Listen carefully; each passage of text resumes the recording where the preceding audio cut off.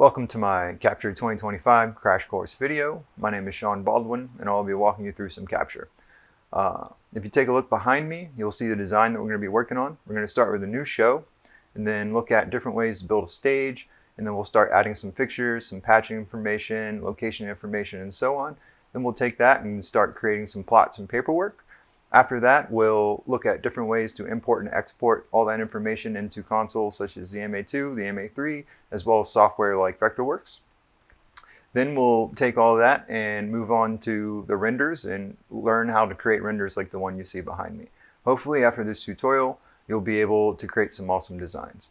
A little short disclaimer, I'm not really affiliated with Capture at all. This is an unofficial video. I am a professional LD, but I do not claim to be an expert in Capture. No one is perfect and everyone makes mistakes, so this video will not be perfect and there will be some mistakes.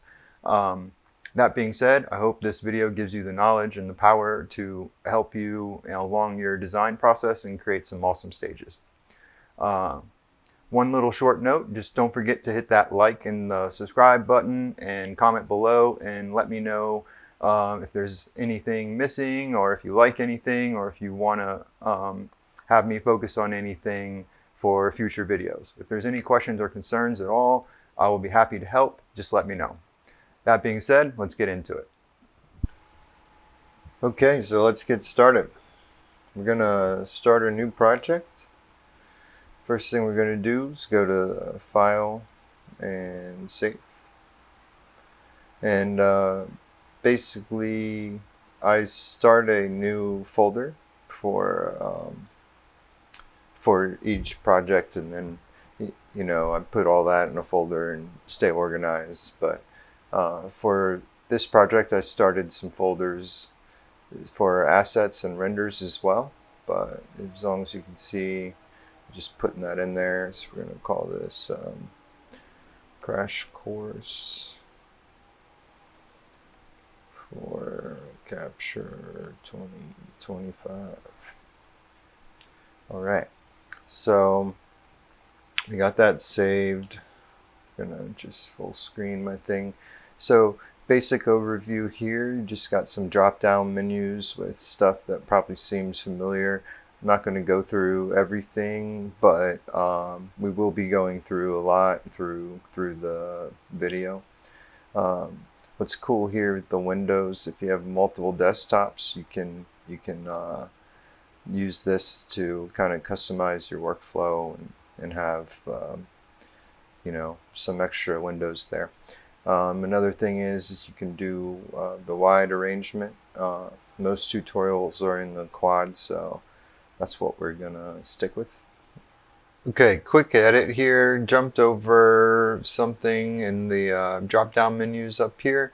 So if you go to Tools and go down to Options, here's all the options related to Capture. Here you can change your language, change your measurements, as well as some other things. You can change colors, and then you can turn off HDR, and then briefly the connectivity tab. This is where you would connect consoles. Maybe later I'll have another video on actually doing all that.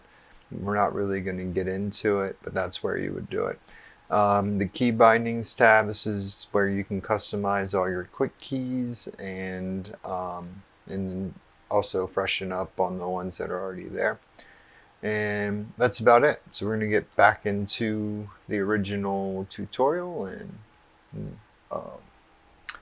okay, but now moving on, we got these design windows here. So you got the alpha view, beta view, and the gamma view.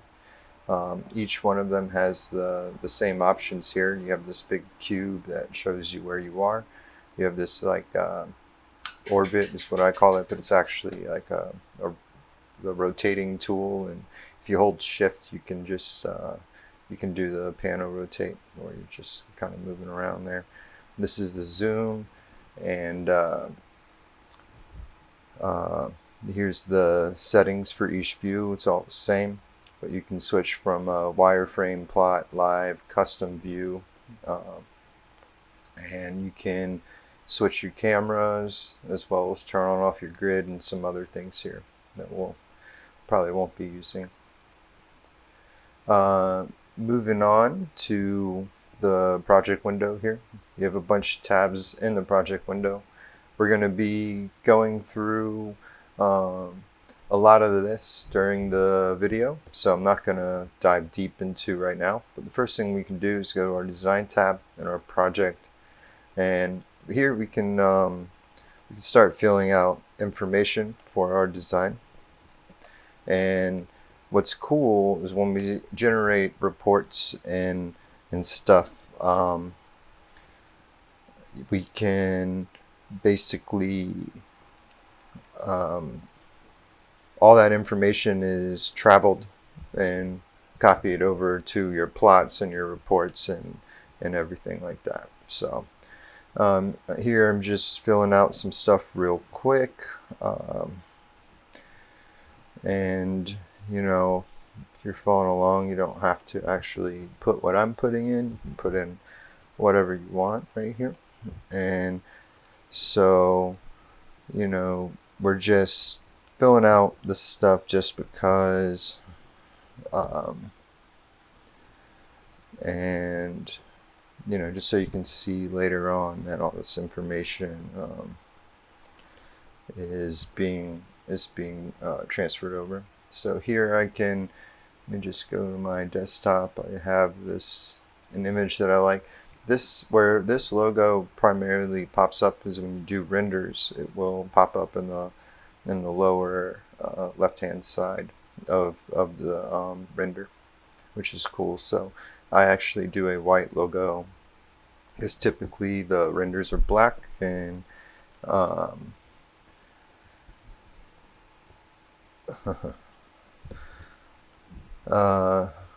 it's not the first drawing version, I can just say. So, but yeah, what was I getting at? Yeah, the white logo looks better over black. So I just have something, and you'll see that. So moving on to just a brief overview. Here you got your fixtures, your universes. If you're in solo, you're only going to see 1. Duet, you're only going to see 2.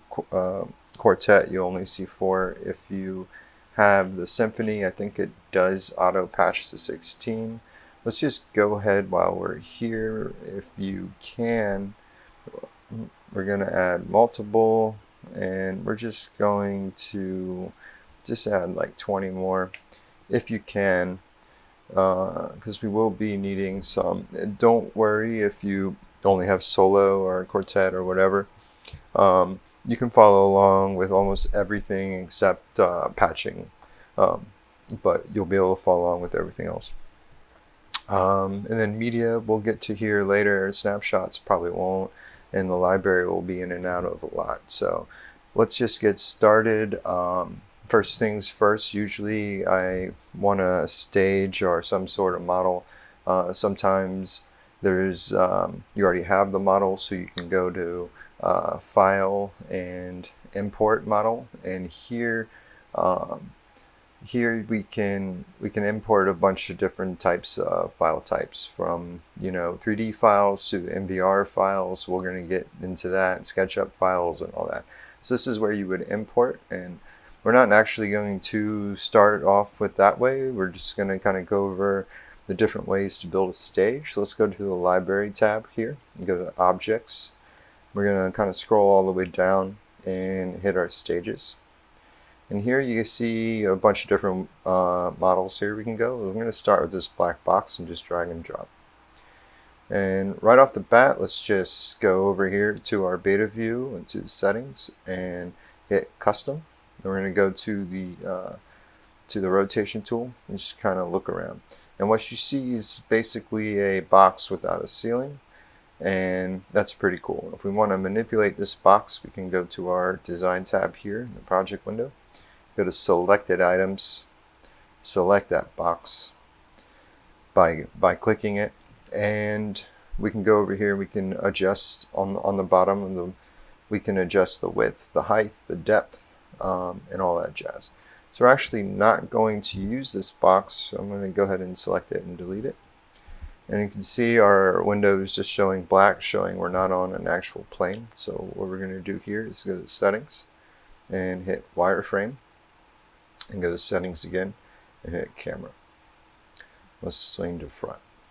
And if you notice here, there's all these quick keys. I will be using some quick keys. I'm going to try and verbalize when I'm using those. Alright, let's move on to another way we can do a stage here. I'm just going to go to the stage deck in the library objects stage deck, and I'm just going to drag and drop that stage onto the design. And if you see, there's this little white cloud here. This is our smoke, and honestly it's just going to get in the way, so you can select it and delete it, and we'll add it later. So let's reselect our stage deck, and what we're going to do is click the settings, the cogwheel, the settings right here, and we're going to just click duplicate. It brings up this window, and let's just say we're going to duplicate it 4 more times. And what we're going to do is offset it, but we don't know how big this is. So actually I'm going to cancel, kind of skip something that I normally do, and it's still selected. I'm going to go to my design, go selected items, and all the way down here we can manipulate the stage deck. And I typically work with 8x4 decks, so I'm actually going to just set this to be an 8x4 foot deck, and let's just say the height is 4 feet as well. So now with that, I know how big and how wide and how deep my stage is. So I'm going to go back to the settings here, and I'm going to hit duplicate.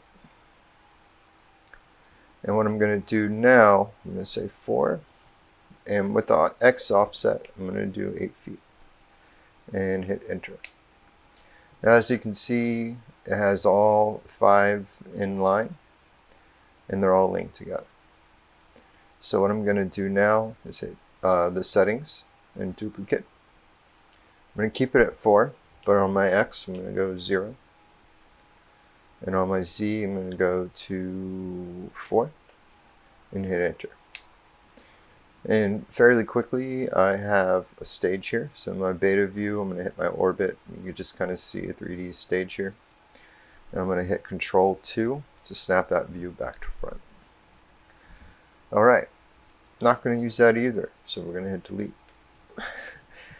That's probably the last time. Hopefully we're going to delete anything, so don't freak out. So we're going to go back to the library tab. We're going to hit Objects, Stages. We're actually going to bring in a SAM 575 just by clicking, dragging, and dropping. And I typically like to put the stage deck, at least in the first part of my design, try to get the floor in line with the 0. This just helps with determining trim heights and all that stuff for truss. Alright, so that's our stage. If you want, we can just kind of look around, see what's going on, and then hit Control 2 to snap back to front. Zooming in and out, just get it to where we want it. Alright, so the next thing that I normally do is I start with some truss. So I know Christy Light's inventory, okay. So let's just go to that. We're going to look for some 12-inch box. 8 foot seems okay. And we can use the duplicate again, but just remembering what all the different lengths of truss, it can be not fun. So another way to duplicate this is just click on this button right here, the duplicate button, and just kind of drag and drop, and you'll see a little magnet, and it will just auto lock. And I can just do that, and very quickly I just got 4 sticks of truss here. And then I can go to the settings, and there's some options here. We can group it, then we can go back to settings, we can break the group. With this this tool right here, where you can kind of click and move on to wherever you want it, we can actually rotate this. But as you can see right now, we're not grouped, so it's rotating all of them individually. So I can Control Z to do that. And then if you noticed, if you go back to the settings here and look at our group, it's Control G. So I can select all these and Control G and group that. And now, as you can see, it's rotating by itself. I'm going to Control Z just to zero that back, and just roughly kind of put this where I want it. So I can center it to my stage here, and I can look at my right view and kind of see where it is there. So I'm just gonna kind of roughly place this where I want my first truss, and then here I can do the drag and drop again in either one of these windows, and I usually do it in the right window here just to keep it in line. And so we're going to put another one roughly, say, right here, and then another one, let's say, right around here. And I will, oops, I'm clicking in the black if I selected something that I don't want. And you can zoom in just to kind of get it a little bit closer to where I want it. And let's just do one more for good measure. This will be our video wall truss. And so we can just click and drag and adjust our trim height that way where we want it, and just kind of do it to the eye. Or we can select these, go to the Design tab, Selected Items, and actually go to this position Y and just say roughly, as I want to do 26 feet, then select that one and say I want that one to be 24, and then this one I would like it to be 22, and then this one will say 20 for now. So now that they're kind of more evenly spaced out and ready to go there. And I do want to add some side truss here, what I would call wings, but we're going to put them more so at an angle, and we'll kind of touch base on that. You know, it's actually better to build it outside and then group it and then adjust the angle. So, but now we have some truss here. I'm going to probably, let's say, move this back just a hair. Move this back a hair. I'm messing my trim heights, but so I'm gonna go back to the position Y and just bam, get that. This is a little OCD, but just get that to where we want it. And then I'm going to duplicate this one more, and just put that right there. That's going to be our front truss for stage wash. And I actually want this a little bigger, so one thing I can do is Control B to break the group, and then select just one, bring it over, and then at that point I could do something like hold Control and click all of the truss, and then hold like Control G to bring those back, and now I see my center point, and bring that closer to the center. Okay, so that will be for front wash. Okay, so we have our truss. We can start adding some lights. So we're going to go to our library tab here, and we're in Truss. We want to go down to Fixtures, and when I'm in a rush or if I want to speed things up, I usually just pick one light that I know I'm going to use. So XIP is what I typed in there. Martin, we're going to go for the Mac Viper XIPs. And I'm just going to drag and drop this onto a truss. And what I was aiming for is, yes, this truss right here. And I was aiming for the black, or the back ream as well. So you can see on the right view in the gamma view. If it was over here, I'm gonna put lights, bar fixtures in the front, so we're gonna make sure that it's on the back.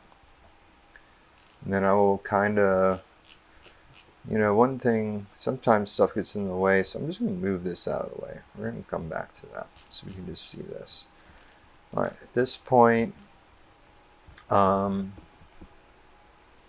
we have one light on the truss. I'm going to put a bunch on there, but I'm just going to use the settings, go to duplicate, which is Control D. Brings up this window. And we're going to put 16 lights on this truss, so I'm going to say 15. And instead of the Z, make sure that's at 0. We're going to go to the X here. And we're going to put a light every 2 feet. We're going to say Enter. Now, as you can see, I just duplicated a bunch of lights, but it's not exactly center. So we're going to Control click that last one. Kind of zoom in here and just roughly eyeball it to the center of the truss. And that looks pretty good. So now we can go into the right view, the gamma view, where it's right. And I'm going to just drag and drop that to here, drag and drop that to here.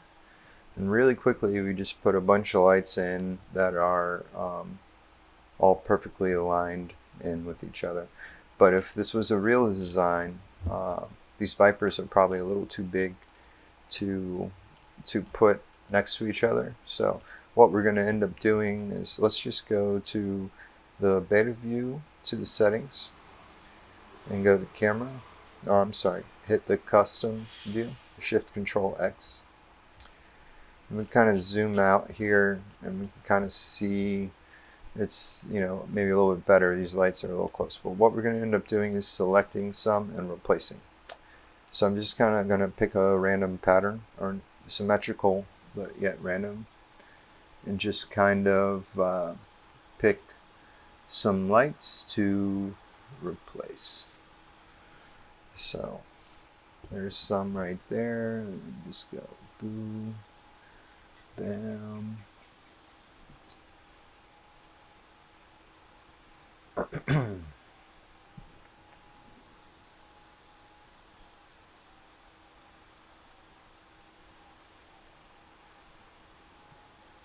And we're gonna what's gonna end up happening is we're gonna end up with 3 fixture types up here. So I just picked a pattern, and I'm gonna go over here to the search bar in the fixture window. So library, fixtures, search bar. I'm just going to type in spiders with 2i. I'm going to go for the spider X. And before we click it, we don't want to just click and drag. What we want to do is go to the settings in the beta view, really any view, but I'm going to go in the beta view. I'm going to hit replace, Shift Control R. And then I can, what I can do is drag and drop the light that I want to change, and you'll see all of it highlight in purple. And then I'm just going to let go and click replace objects. And that's pretty cool. So now what we're going to do is, one more time, just basically click these Vipers. We're looking to make sure there's no Viper next to each other, because they are too big. So we're going to replace these with some beams. And so let's type in Sharpie in our search. Go to Clay Packy. Let's go with oh, I'm sorry, I didn't want to do Sharpie, so I wanted to do Xylos, which is the X. TY, hit enter, Silos Aqua. That's what I'm looking for. So I'm going to go back up here to the settings and hit replace, Shift Control R, and then go drag and drop the Aqua, and you'll see all of them highlight. And we're going to let go and hit replace objects. So we click in the black, you'll see we have a mixture of 3 different types, and hopefully you're following along. All this will be symmetrical. So now we're just going to create some layers and assign the layers to each fixture type. So if we go to the Design tab, and then we go down to where we see layers, we're going to hit Add. I'm going to type beams, add another one, say spots, add one more and say wash. And these, what is this, the screen color and then also the paper solid color, we're going to change both of these. So the beams, we're just going to pick a color, same color for the paper. And do that for the spots, but a different color. And I'm choosing light colors because it's easier to read information inside of that light color. So with plots and stuff, you can still have a paper solid color and still have information that you can read.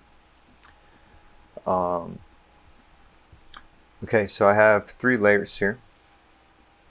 Go back to, we're going to hit click selected items, which is blank. We're going to click one of our lights. We're going to go over here to this box, which is the selection, and select all by fixture type, which is Shift Control T. I use it a lot. I also use Shift Control L and Control L. So we selected all by fixture type. And now you can see in the selected items, you see layers. We can assign that layer to wash because we clicked our spiders. Now we can click in the black and click the vipers.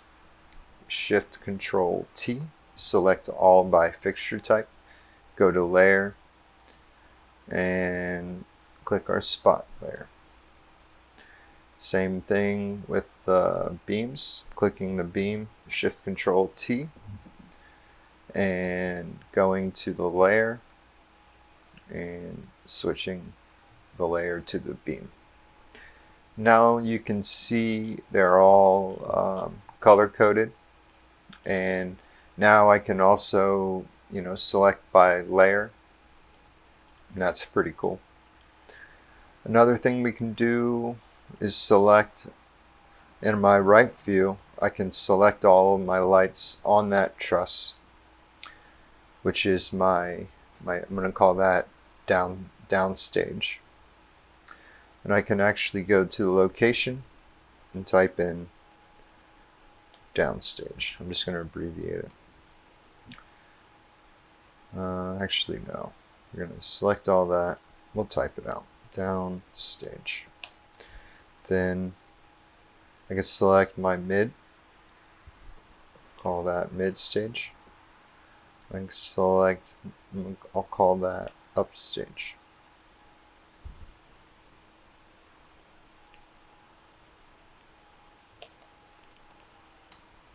And we'll select that one later.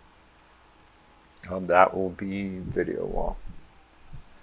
Okay, so now I can also just click one and hit Control L, and I'm selecting all by location. So I selected all my lights there on that truss. Pretty cool. Okay, so we're gonna add some bar fixtures on that truss. We can go back to the library. We're going to look for the X5 1000, GLP X5 bars, IP.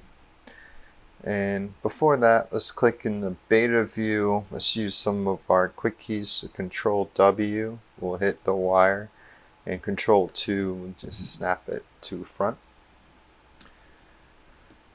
Okay, so I'm going to just drag and drop this light into the right view. And as you can see, there's these lines showing you the bottom and showing you the front. And I want to use the rotation tool and actually rotate this 90 degrees so it's just facing out, because we're going to hang these completely out. So let's do that. So if I click the rotation tool and just start rotating, it might be really hard to get that to exactly 90 degrees. So Control Z, put that back. And if I click the rotation tool, then hold Shift, it's actually going to lock it in 15-degree increments. And as you can see, it's completely just 90 degrees. So then I can actually snap it to that truss there. I snapped it kind of in the center. So what I'm going to do is just bring that all the way to the end. Hit the settings and hit duplicate. Control D. And instead of 15, I think I'm going to put about 9 of these. So I want to duplicate it 8 more times. And they're about, I want them about 3 feet and 6 inches apart. And I think this is from the center to the center, I think is the way it works. I'm not certain, but I believe. So duplicate, and you can see you duplicated it all, but we want to select that last one. So I'm going to zoom in, Control, just try and click that. If you accidentally Control click a truss, you can just click it again and deselect it.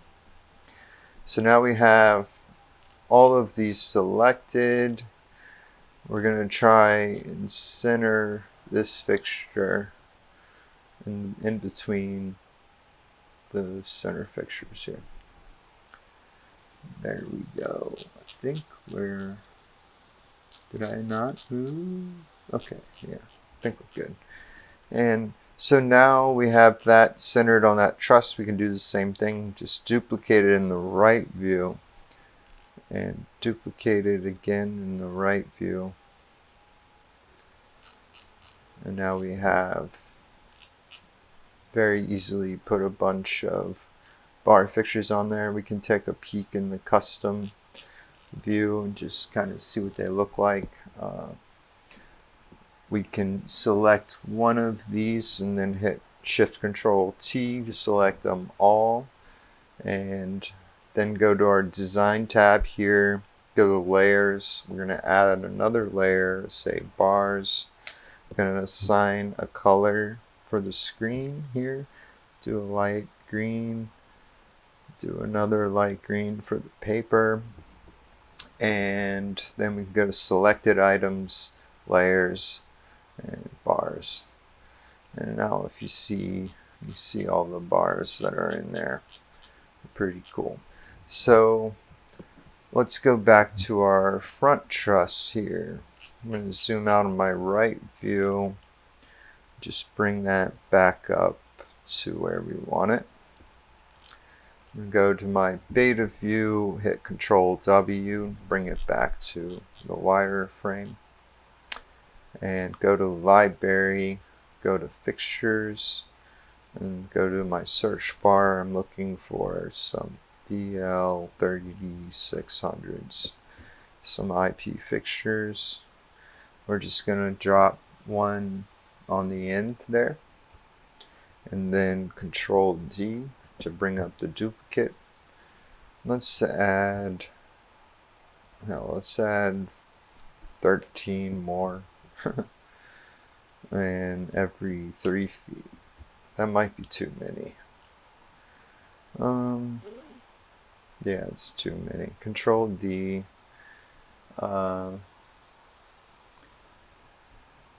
settings, duplicate. Let's say we're going to add 12 more every 3 feet. Every 3 feet, 2 inches. Trying to do very quick math in my head. Okay, so what I'm doing there, that looks pretty good. But there's an odd number of fixtures, so I'm just trying to get that center fixture in the center of the rig. Alright, so I think we have a total of 13 lights in the front there. We can go to our beta view, go to custom, just kind of take a peek, and we notice we don't have the colors assigned to those lights yet. So let's just select one of the VLs and hit Shift Control T. Do the same thing we've been doing. Design tab, layers. Let's add a layer and call it front wash. And we're going to assign a color. Do something like, is it that one? No, can't tell. Okay. And then go to selected items, layers, go front wash. We can also just select that and the truss, go to location, say front wash. And now we just, put some layer information in there, some location information, and that's pretty cool. So I want to add those wings that we're talking about, so let's go ahead and do that. So I'm going to just grab one of the trusses in the right view here, the gamma view, bring that out. I'm going to go to my beta view, hit Control W, and go to my alpha view, just see where this is. We're going to bring this over here somewhere. There we go. So I want to rotate this first. So I'm going to hit that rotation tool, like click it right in here, and then hold Shift, rotating till it's 90. Then I can kind of size it a little bit up with where I will roughly want it here in the right view. And that's kind of what I'm looking at. And what we're going to end up doing is, if you see in the right view here, what we're going to end up doing is rotating this. But if I want to use the duplicate tool, it's next to impossible to duplicate it when it's at an angle, at least as far as what I know. So I'm going to Apple Z that, and what we're going to end up doing is just building the two wings out here, and then group them and then place them. So let's go ahead and do that. I'm going to add the lights that I want to add. So I'm going to go to Library, Fixtures, go to my search bar, I'm going to type in Mac 1. Martin Mac 1. I'm just going to drag and drop it roughly on the truss here. You can kind of see the orientation. That's not necessarily the way that I want it, so I want to rotate it 90 degrees. So I'm going to click that and Shift. There we go. Just make sure it's locked back on. And then I want to replicate or duplicate this up. So I want to hit the settings and go to duplicate, Control D. I'm going to put a bunch of these on there, 32 to be exact, so I want to do 31. The X offset is going to be 0. Z is actually, I want it to go up, so up means -1 foot. I'm going to hit duplicate. And there we go. So we have 32 of these, and they're all locked into the truss. So let's go ahead and select all of those with the truss and just bring it in duplicate. And then I'm going to hit Control G to group all of those. And then I'm actually going to click the rotation, hold shift, flip this 180 degrees. Then I'm going to zoom in a little bit, and I want to get these trusses in line. And then I want to get all the lights kind of perfectly in line. If you see they're a little off. So one thing I can do is go to my Fixture tab, find just the lights that I want. Click in the black, and then find just one of the sides, and I'm holding shift and just hitting down until I get just half of those lights. I could control click each one, but using the Fixture tab is a lot easier. Now I can just kind of zoom in and get these in as perfect as I can. That's one way. So now let's just select one side. So let me just get this where it would actually be somewhat correct. Okay, because that's going to be the left. This is going to be the right. We're going to add some bar fixtures in there as well. So we can go to the library. We can type in the bar fixtures again, or we can also go to our recent tab. And these are just, this is all the stuff that we've used recently. So we go to GLP and go to the X5 bars. And I'm going to just drag and drop. And then I also I'm going to rotate it 90 that way. And that's what we want. So yeah, and then I'm going to just drag and drop that right on the truss. I can kind of look and see, like, yes, I think that's what we're looking for.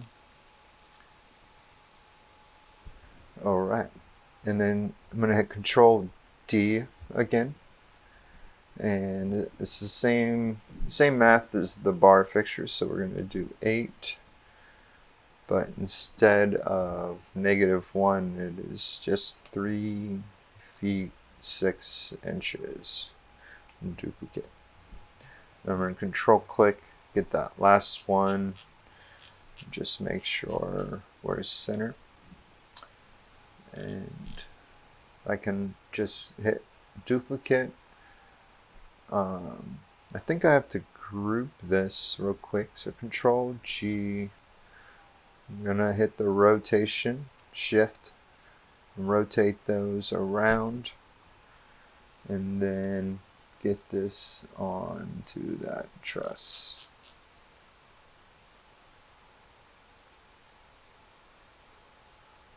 In line with the other ones. And let's just go to the Fixtures, Fixture tab. This is another way to select a bunch of lights. So I'm just going to click them all.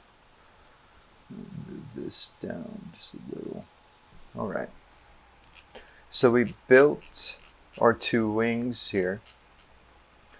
And they look pretty good. So what we're going to end up doing now is moving them into place. So let's do that. First thing I'm going to do is select them all and just hit Control B, Control B, Control B. I'm just breaking all the groups, which is it's just management for later. So let's move one. What's important to know, so I just grab this and bring it over. If you're paying attention over here in the alpha view, it's going to snap. You can see a magnet over there in the kind of the top right of the stage in the top view. So if I let go right now, it's actually snapped up to the top. So I'm going to hit Control Z. I'm going to do the same thing I did. I'm going to click and drag, and kind of put that kind of where I want it, but I'm going to hold Shift when I do it, so it's actually not going to snap. And then I can kind of zoom in and get it a little bit closer to where I want it. Then we'll do the same thing for the other one. Hold Shift, get it in there, and then click, hold Shift. Kind of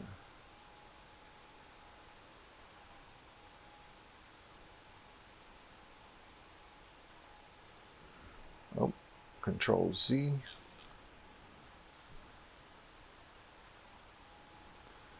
So let's just,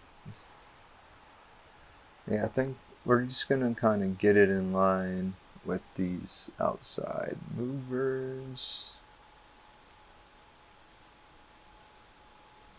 And then try and get them the same height. Now we can just select that one, hold Shift, select that one, and Control G for a group. Go over to our gamma view. I'm going to zoom out, and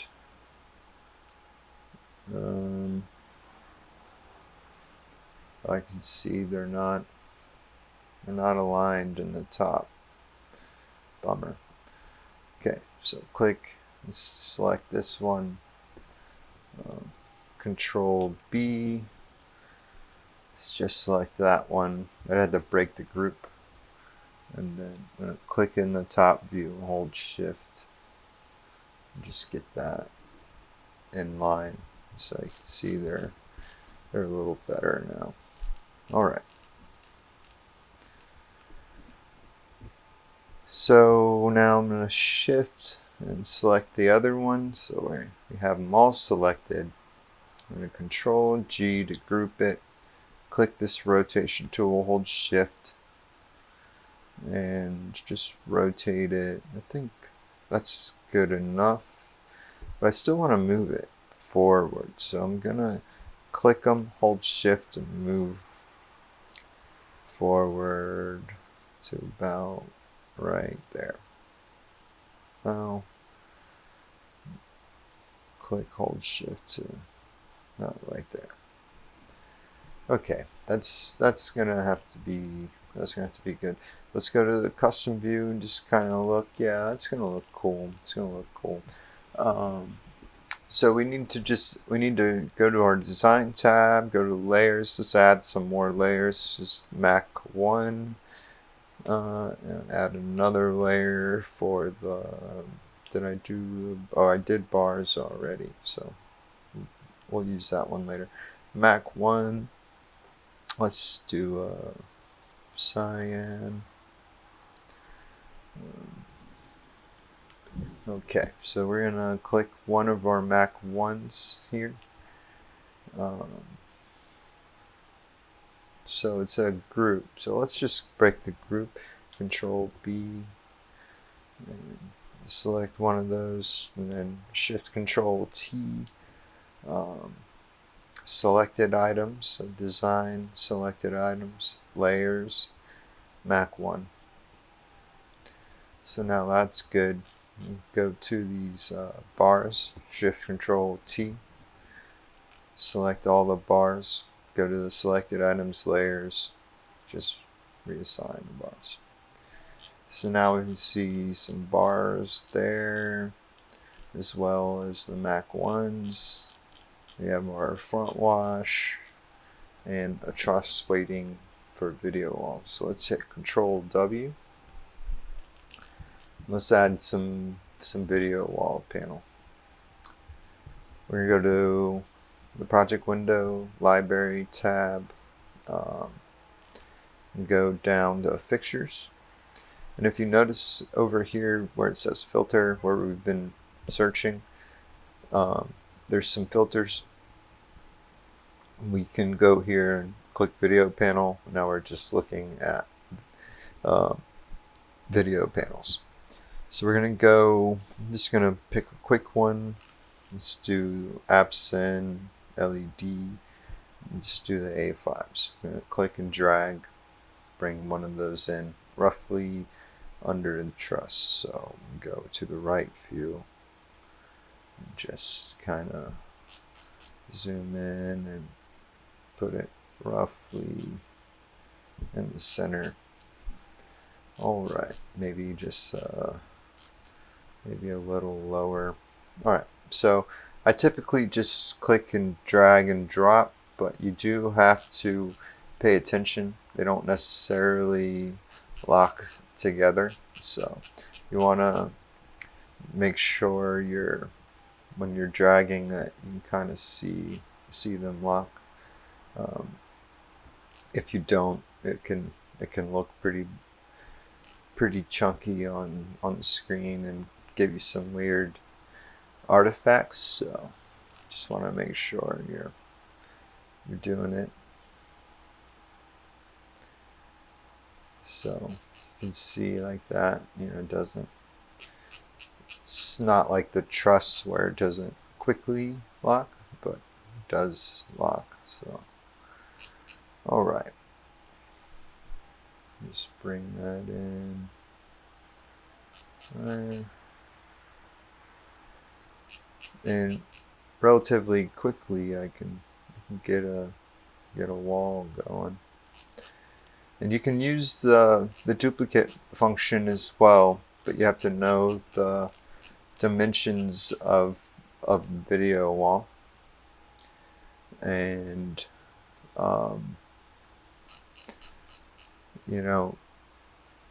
if you know exactly what type of panel you're using,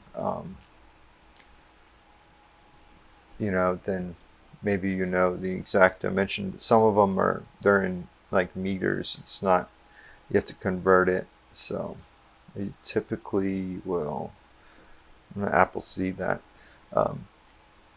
Typically I will just do what I'm doing, or I'll make just a box and apply a material. So as you can see, it's there, but it's not perfectly centered. So I'm just going to select a couple, and then same thing, Shift Control T. We're going to select them all, and just kind of roughly center this on the truss just a little. It's about right, I guess. And there you go. So we're gonna do a couple things here. Let's just select all of our wall. So we're gonna do it in the right view. And let's go to the Design tab, Layers, Add, and Video Wall. And we're gonna assign a darker color to the wall, because I don't typically put information on the panels. So we're gonna do that, and go to Selected Items, Layers, and just assign that to the video wall. Then I'm gonna select that truss and the panels, and just assign the location, say video truss. So we have a location for that as well. Alright, so next thing we can do is let's select our wall again by just selecting some and then Shift Control T. I'm going to go ahead and zoom out in my front view, and then just hit that duplicate button and drag it. I'm going to hit Control G and group it. I'm going to hit that rotation tool and hold Shift, and I'm going to rotate it 90 degrees. Then I'm going to make it a little bit shorter, so I need to ungroup it. Control B. I'm going to select some of the bottom here and hit delete. And I'm going to select that. I'm going to hit Control G again. and then in my right view and in my front view. So I'm going to bring this kind of roughly, size it up where I want the wall, and then here on the side, bringing that roughly where that video wall wing is, doing something like that. And I can make it probably a little bigger, smaller, whatever. We're just going to go with that. Might want to add just a little bit of some truss, so we can just control click a piece of truss and drag and drop that in. Oh, it's grouped, so it doesn't really want to do that. So let's just go to library, go to recent, go to the Christie's, and then go to that 8. And so I'm just gonna bring it there and then duplicate it.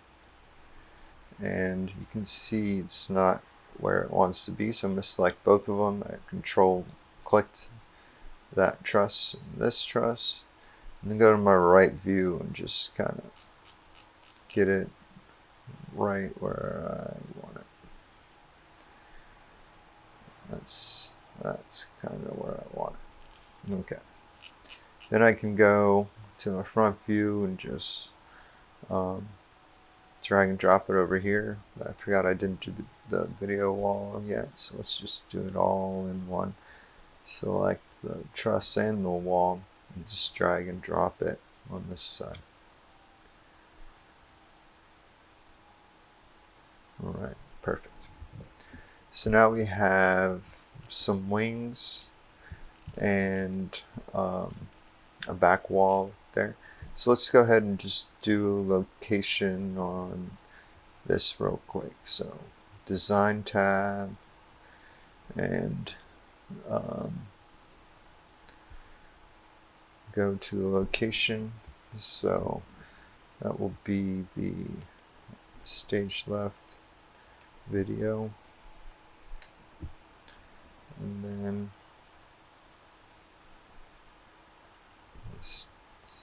stage right video.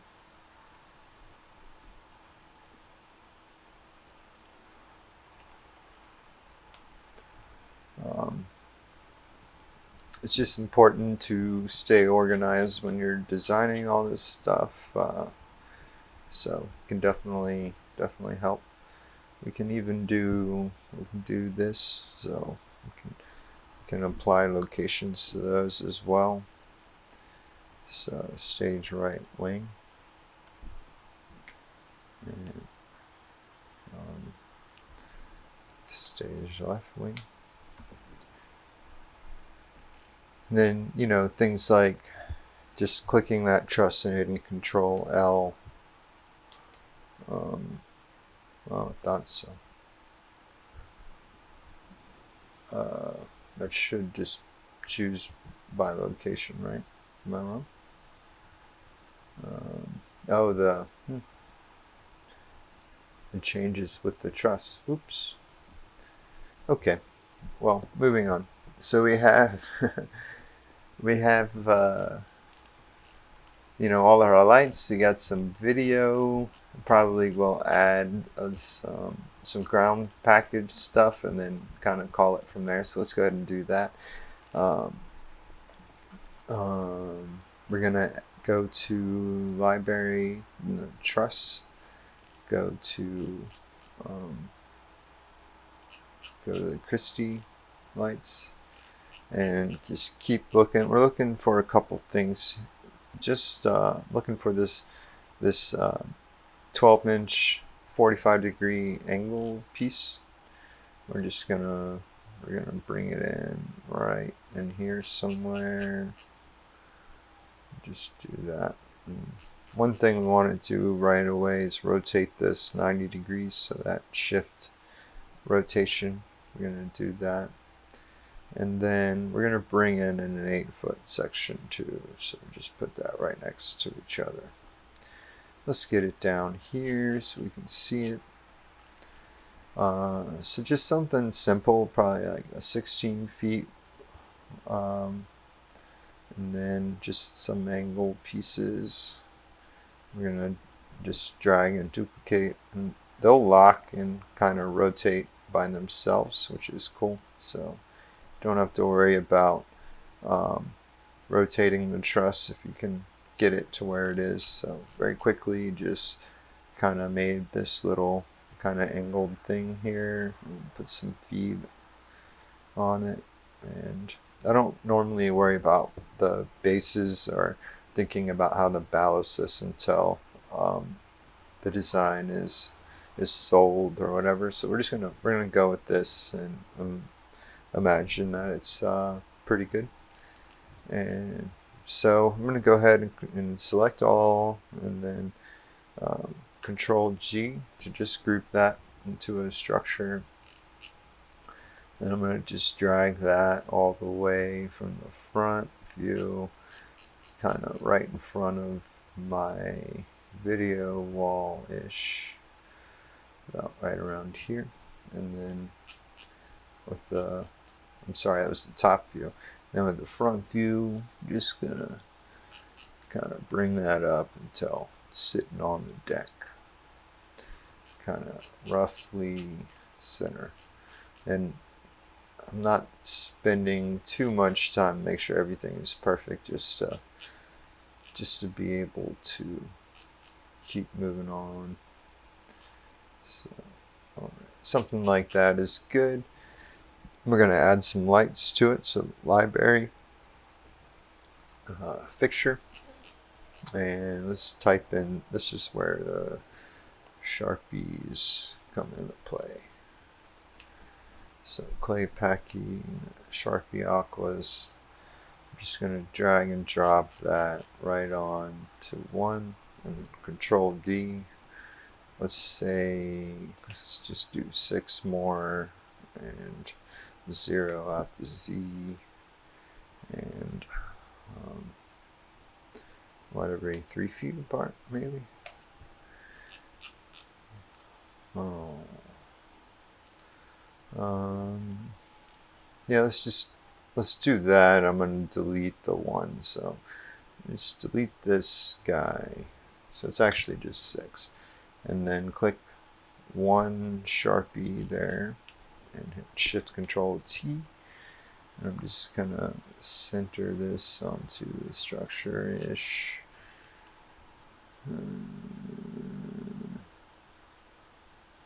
Yeah, okay, that's gonna work. And then let's go with adding some strobes. So I'm typing in color strike in the library, fixtures, and color strike, grabbing the color strike, dragging and dropping there. So as you can see, it's upside down, so we can just grab the rotation and shift, bring that, flip it 180, and then it will lock. I'm just gonna get that right around where we want it, and then Control D. I'm gonna keep the same settings, even though I think we're gonna have to do the same thing that we did, but at least that way it's all the same. We're just gonna delete this one, click 1, Shift Control T. I think that's perfect there, and we can probably fit, we'll just do 3. We can do 3 here. Oop. Oop. I feel like I grabbed something that I wasn't supposed to. Restart. So I'm just control clicking those 3 and then dragging, dropping, and as you can see, it will kind of auto lock. So that's what we're doing. Alright, that looks good there. And then let's just drag and drop again. Come on, it might not want to do it. No, Control Z. Let's just do Control click, Control click, Control click, drag and drop. That's what we're looking for. Alright, so pretty quickly we just added a bunch of strobes there. And so we're just gonna keep doing what we were doing. Go to Design tab, Layers, Add. We're gonna type in strobes, and also hybrids. So just gonna kind of pick some colors for those fixtures, those strobes. And picking those light colors so it looks better on the plot. Clicking one Sharpie, Shift Control T, selected items, layers, and picking the hybrids. And as you can see, it changed it. Same thing with the strike M's. Clicking one, Shift Control T, design, selected items, layers, and going into finding the strobes. Okay, so all of our layers are good there. We could assign location to everything as well. So let's just go ahead and do that. We're going to call that Upstage Ground Package. So at this point I would be adding some more lights on this truss, and some blinders on that front wash, and some more stuff on the ground package, but we're going to call this for what it is and call this done and move on. So at this point I would be kind of starting the patching and the sequential numbering, so that's kind of where we're going to go. So let's look at the fixture sheet here, and as you can see, there's a couple things that we can add: the unit number, channel, we can add circuit, we can do the patch, and the first thing we're looking for is fixture IDs.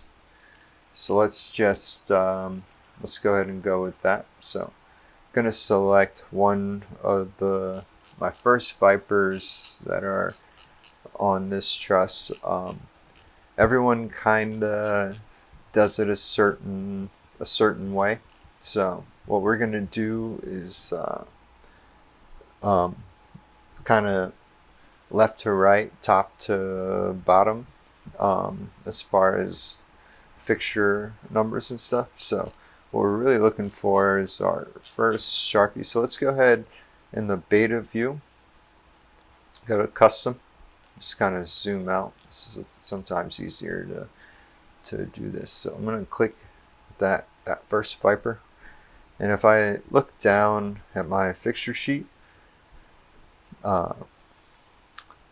you know, I can kind of see that's the order, the way that I did it. So what I'm going to do is just hold shift and I'm clicking in the order that I want to add the fixture IDs, and then I'm going to hit the settings, go all the way down to sequential, and I'm looking for channel. So channel is actually going to be what comes out to be a fixture ID for when you're exporting NVR and all that stuff. So let's just go ahead and call this 101 and hit assign.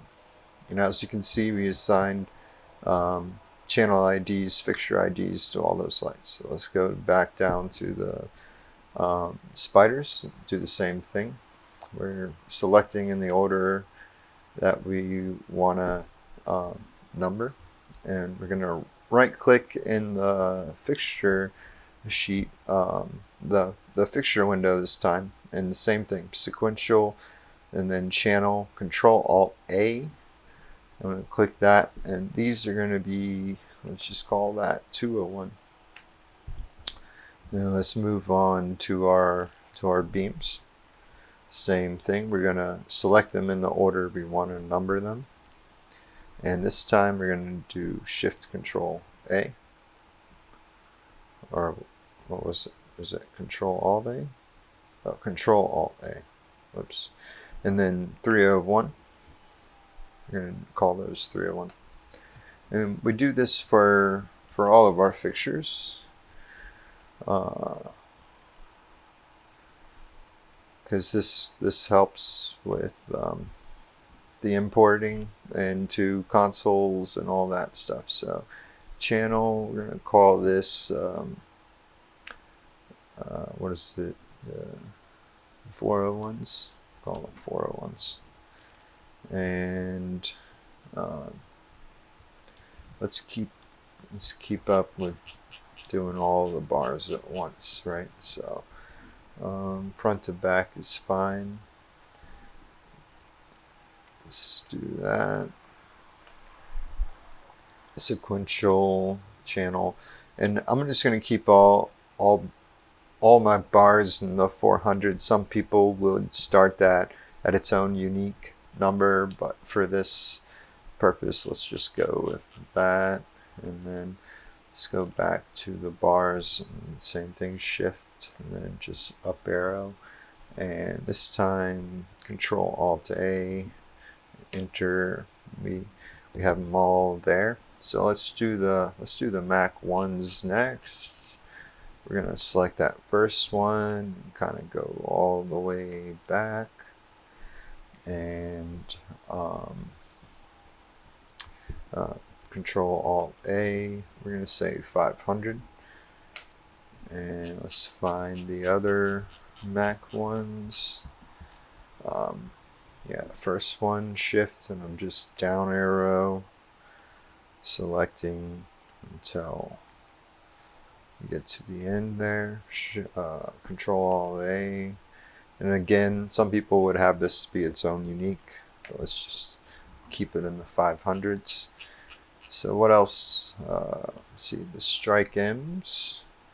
These are all in a different order, so sometimes it's better just to go into the beta view and hold Control and click it in the order that I want to number them in, and then Control Alt A, say 601. And let's see, we got the Sharpies, shift down and Control Alt A. 701s. We missed a strike M, so let's just do that again. I missed a strike M. Yeah, no one's perfect, and you just gotta double check. So do 601. Alrighty.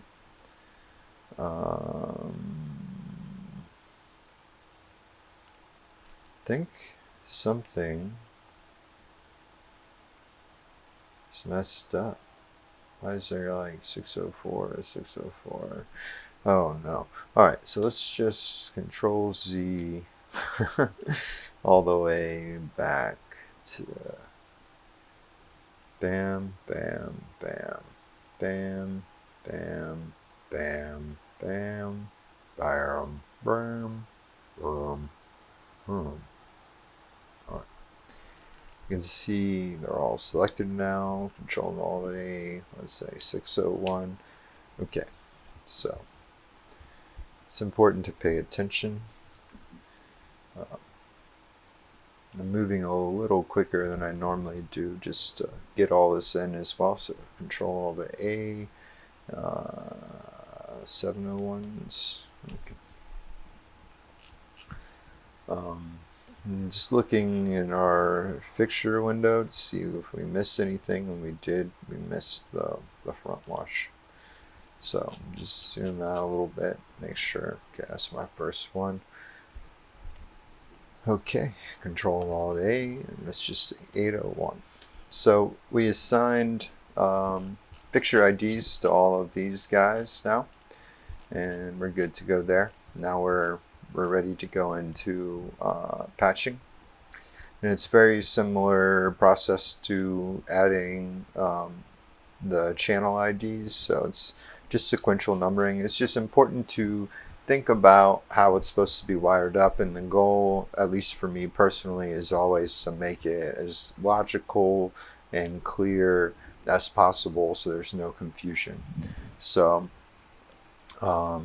let's just go ahead and get started. So we would have you know, a couple of universes going up to each truss. So let's just start with this guy, and let's go with I'm going to control click all of my movers on this truss. Okay, and then I can go into my settings, my cogwheel, and go down the sequential and hit patch. If you look, it's Control Alt P. We're going to be using that. So start address, there's a number format that Capture uses that is similar to other software. So the first number is going to be the universe, and then there's a dot, and then the second number is the address of that universe. So we're going to start and just say patch 1.1, and I jumped something real quick, so we're actually going to hit cancel. Hopefully you didn't do that. We can hit undo. So before we patch, you want to make sure all the lights are in the mode that you want. So let's just go ahead and do that. So let's select one wash light right now. I'm just going to click that and hit Shift Control T, go to Design tab, selected items, and go down to where it says Control. And if you see here, there's modes. We're just going to click a mode, and we're going to say, typically LDs want the bigger modes, but for these guys, let's just say we're doing advanced. So 33 channel RGBW. We're going to click in the black there and go to our next one, which is the beams. Shift Control T, go down to the modes. I'm pretty sure, yeah, that's just one mode. Let's go to our Viper, same thing, Shift Control T, go down to the control. Let's look at our modes here. Let's just go with extended mode for those. Go to the bars, click the bar, Shift Control T, go down to the control. The mode basic is 20. This one I will never not put it in the multi-pix. Let's just, we'll go with the line. Actually, let's just go with RGB. But okay, so we go there. Let's check the strobe. So I click one strobe, Shift Control T, and 97 channel mode is good for them. The Sharpie Aquas, I believe that's it for them. Yep. Okay. Anything else? Okay. The Mac ones, Shift Control T. Going down. Don't like compact. We'll do basic. And let's just take a look at the VLs. I'm pretty sure they're ready to go. Yeah. So it's just important to check modes on all of your lights, making sure it's what you want. So that's what we want. So we're going to go back into the patching. So let's go to that first truss and do the same thing we did where we're control clicking.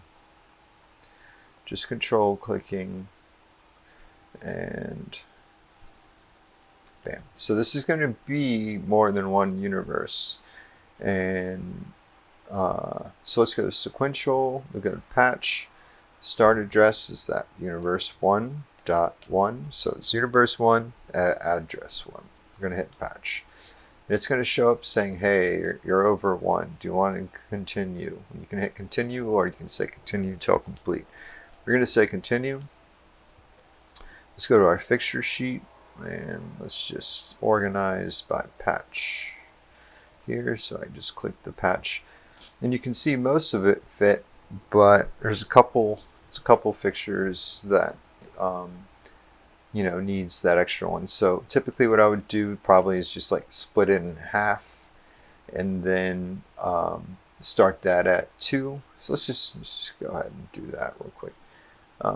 Just split that in half. And then Control-Alt-P is that patch, and then 2.1. So we're going to start that half into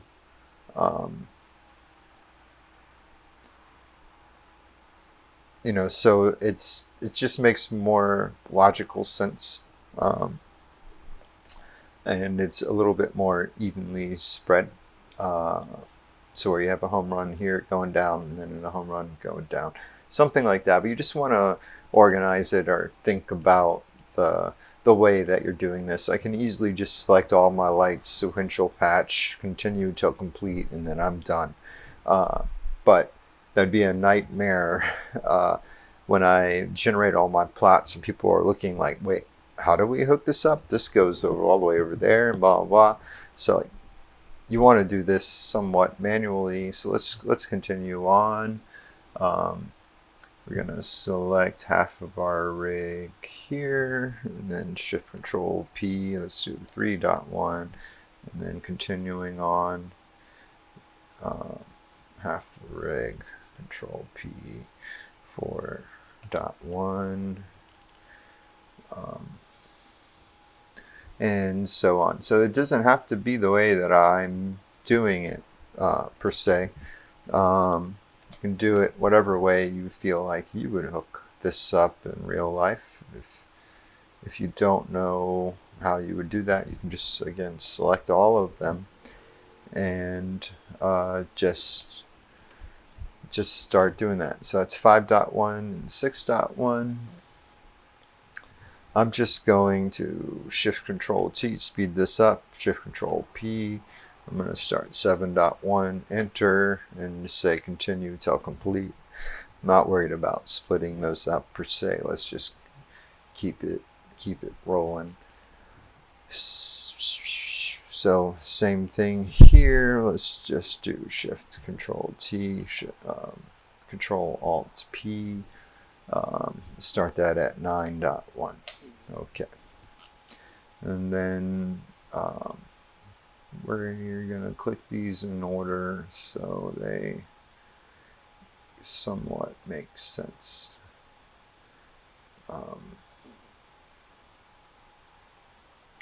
Okay, Control Alt P, and let's start this at 10.1. And again, continue to complete. If you've already kind of got lost because you know, you have solo or whatever, just kind of stick around or just continue patching with your one universe, just unpatch and patch and try and follow along. But you won't need to be patched to follow along. This is just for paperwork and everything, and I didn't want to stop halfway. I just want to kind of get this whole rig patched. So my apologies if you can't follow along anymore. We're almost done with this. So okay, so let's do by channel. Let's do all of, I'm holding Shift. Just go down till it's that one, and Control Alt P. I'm a little all over the place, so I apologize. Let's continue until complete, and then Shift. This is normally done a little cleaner. I'm just so sequential patch. Let's do 16.1. Enter. Continue until complete. And then, okay, so what else? We need all the bars. So I would be doing this a little where it makes sense to me, but this actually physically hurts me that I'm just running through it all. But let's just go ahead. All right, so that's all the bars. Shift Control P. Let's just start at 19.1. And we're going to hit patch and continue until complete. So that's 26 universes patched up, ready to go. probably a little more, because I would be splitting these up, and honestly I should have done that, but whatever, you get the drift. What I would be doing is like, split that up for a universe. This would actually be at least 2, probably 3, and then no, it'd be 2. Yeah, 2 universes for just the bars, right? And then it'd just make sure you're doing individual universes or whatever, or however you would hook it up. Okay, so we're all patched. We're all patched and ready to go. The next thing I would be doing is circuiting, and it honestly takes the longest, so we're not gonna do a lot of circuiting, but I will briefly kind of go over it. So you can do sequential circuiting. To me, that doesn't necessarily work with the way that I label my circuiting. Typically it's a SOCA, so it's like SOCA is a letter, so it would be like SOCA A, B, C, D, and then in that SOCA there's 6, so it would be, there are 6 circuits, so it would be A 1 through 6 and B 1 through 6 and so on. So typically how I would do that is just kind of go in and manually put these in, or I would select the ones that I know that are going to be in A. So it would be those 6, right? And then I would say sequential circuit, and with my prefix could be A, and then start at 1. Bam. And then same thing here, say these are also in A. I could do the same thing, so I could say A, could go to sequential circuiting, and I could say prefix A and start at 1, and it would be 1 2 3 4 5 6 1 2 3 4 5 6. I could put both these in A1, or I could say, hey, no, this is its own new line, so we're going to say B, and it starts at 1. And then same thing with these, so I can shift control T, select them all, and then go down to the circuiting, control alt I, and say C, and go down and say, hey, it starts at 1. So it's not how I would wire this up or whatever, but there's power math involved, making sure you have balanced loads, and that it's evenly distributed. You want to do math to make sure you're not overloading a circuit. So I'm not really going to go into all of that in great detail, but I definitely wanted to show you how that looks on a plot. So at least we filled out a couple. Okay. Moving on, I'm going to take a quick look at all of my notes here. Where one thing we haven't done in a while, I'm a horrible teacher, is you go over here to File and hit Save. You want to be saving frequently. You want to be saving when you're doing a lot of major changes and all that stuff, and I even do save as and separate my projects sometimes when I start doing major changes, or I have something for previs, and then I have something for the reports and the plots and all of that. So speaking of all that, we can kind of go into the next stage, which would be kind of creating plots and creating reports for this, and then after that we can kind of move on to adding some more stuff, and some like adding a band, adding some more band equipment and stage and front of house and crowd, and get to the renders. But before I do all that, I typically do create the paperwork, and if it's all that stuff is there, I would just kind of go into the design tab and the layers, And over here you have a bunch of options. If I open this up a little bit and kind of move these over, so you can say, hey, it's unselectable, hey, include in reports, or hey, I want you know, the fixture information, or you know, the simulation. We can actually go and change the paperweight, and we can actually go in and change the priority, which is, this is actually extremely helpful with all of these things here. So let's go ahead to our front view and let's hit Control W, Control E. Control E is the plot view. And if we zoom in a little bit, I'm going to make this bigger right here, this button right here. Make this bigger and just kind of look so it's somewhat legible, but you can see there's some things on top of each other and you can't really see everything, especially with our wings here. You can't see anything. So if I print this out and give it to somebody, it'll look really unprofessional, and they're not really going to be able to you know, read everything. So there's some things we can do here.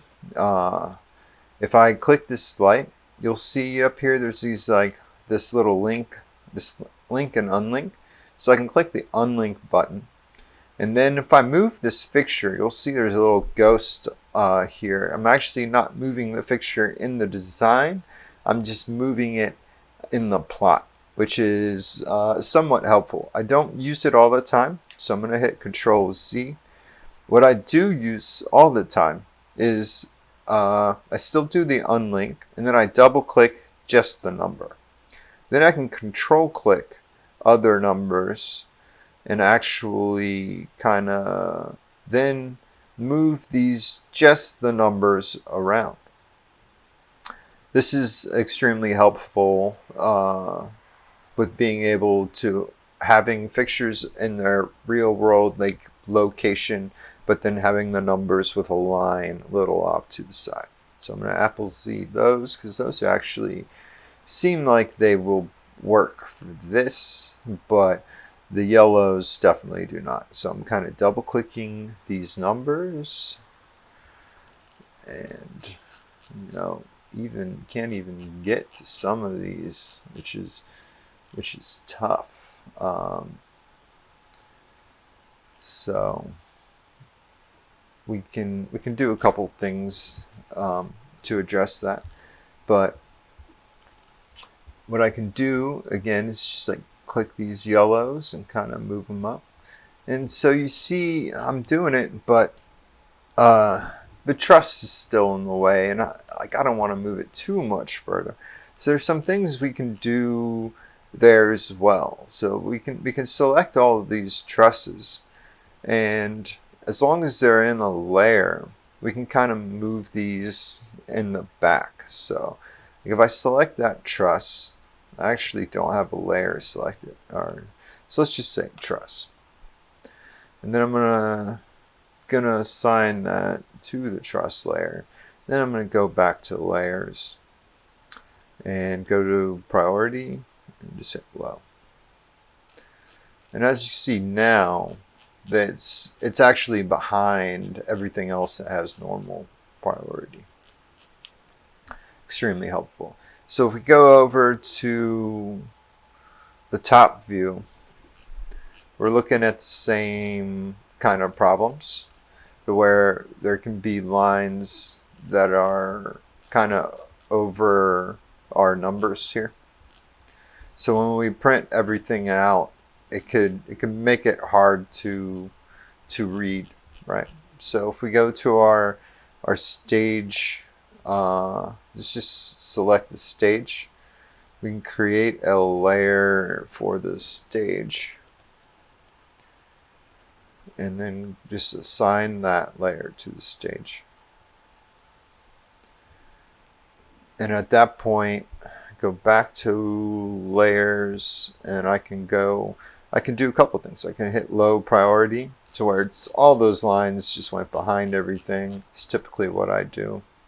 But then there's also, say it's still kind of distracting, you can change the paperweight, you say like 0.3, and it will kind of gray this out.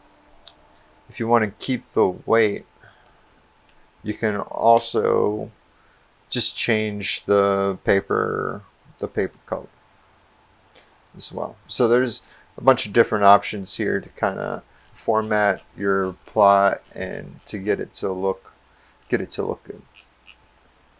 So you see here, you know, it's still a little cluttered. I'm not going to spend a bunch of time on camera, but I will kind of show you some examples, probably be like right now, but if not now, at the end of the video, and you know, just to kind of give you an idea what this looks like. I do spend a lot of time moving these around, getting them in the right order just so where it's all legible and everything you can see.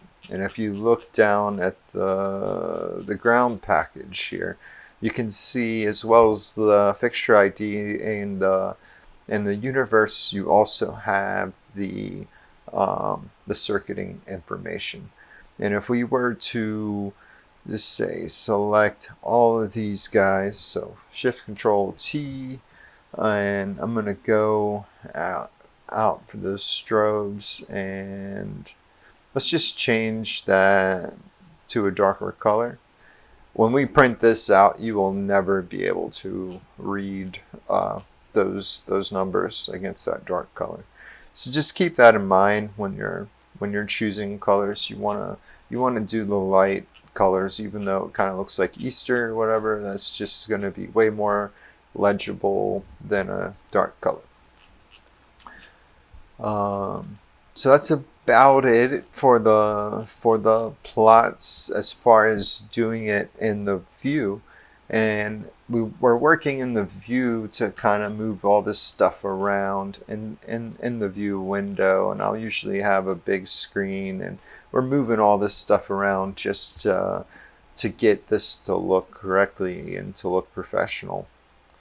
And then at that point, we're going to go to our design tab and go all the way down the bottom, go to plots, and hit add.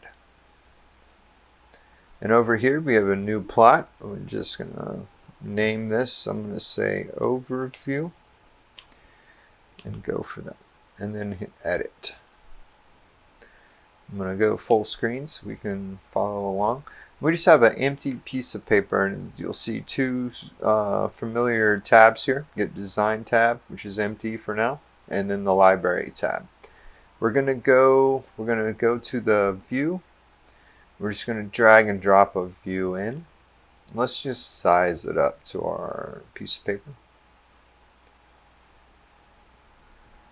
Okay, so here we can, you know, it's important to know, let's go to the design tab. It's important to know that this orthographic top is kind of dictating where your perspective of all the other drawings are.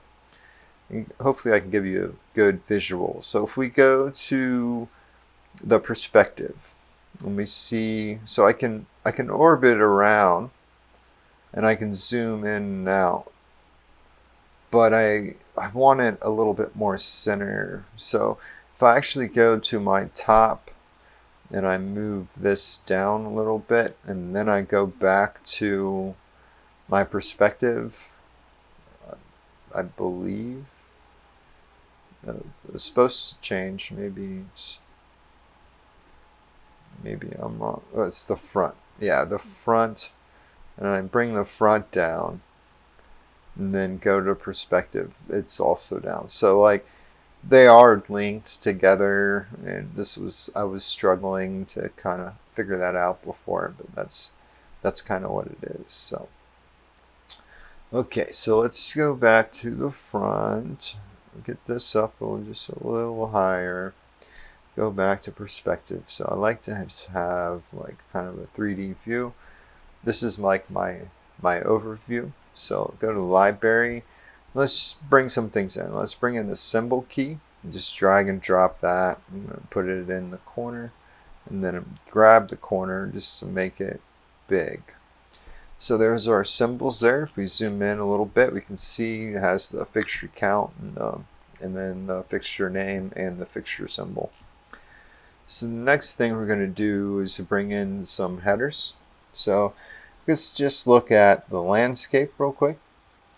If I put this in there, you can see all of that information we put in there is actually auto filled out. But if we wanted to change the information, we could just click the box that we want to change, go to Design tab, and you can see the text here, and I can actually just select this this text right here that is just auto linking, and I could put any information that I want.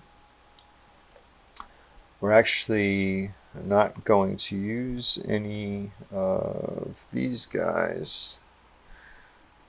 I'm just going to Apple Z, make it easier. So I'm going to use the small one. The small, but I am going to make it bigger. So I'm going to go just grab that and bring it in. This is where you could change the logo of the drawing. Go to Design, go to Image, and just change the logo.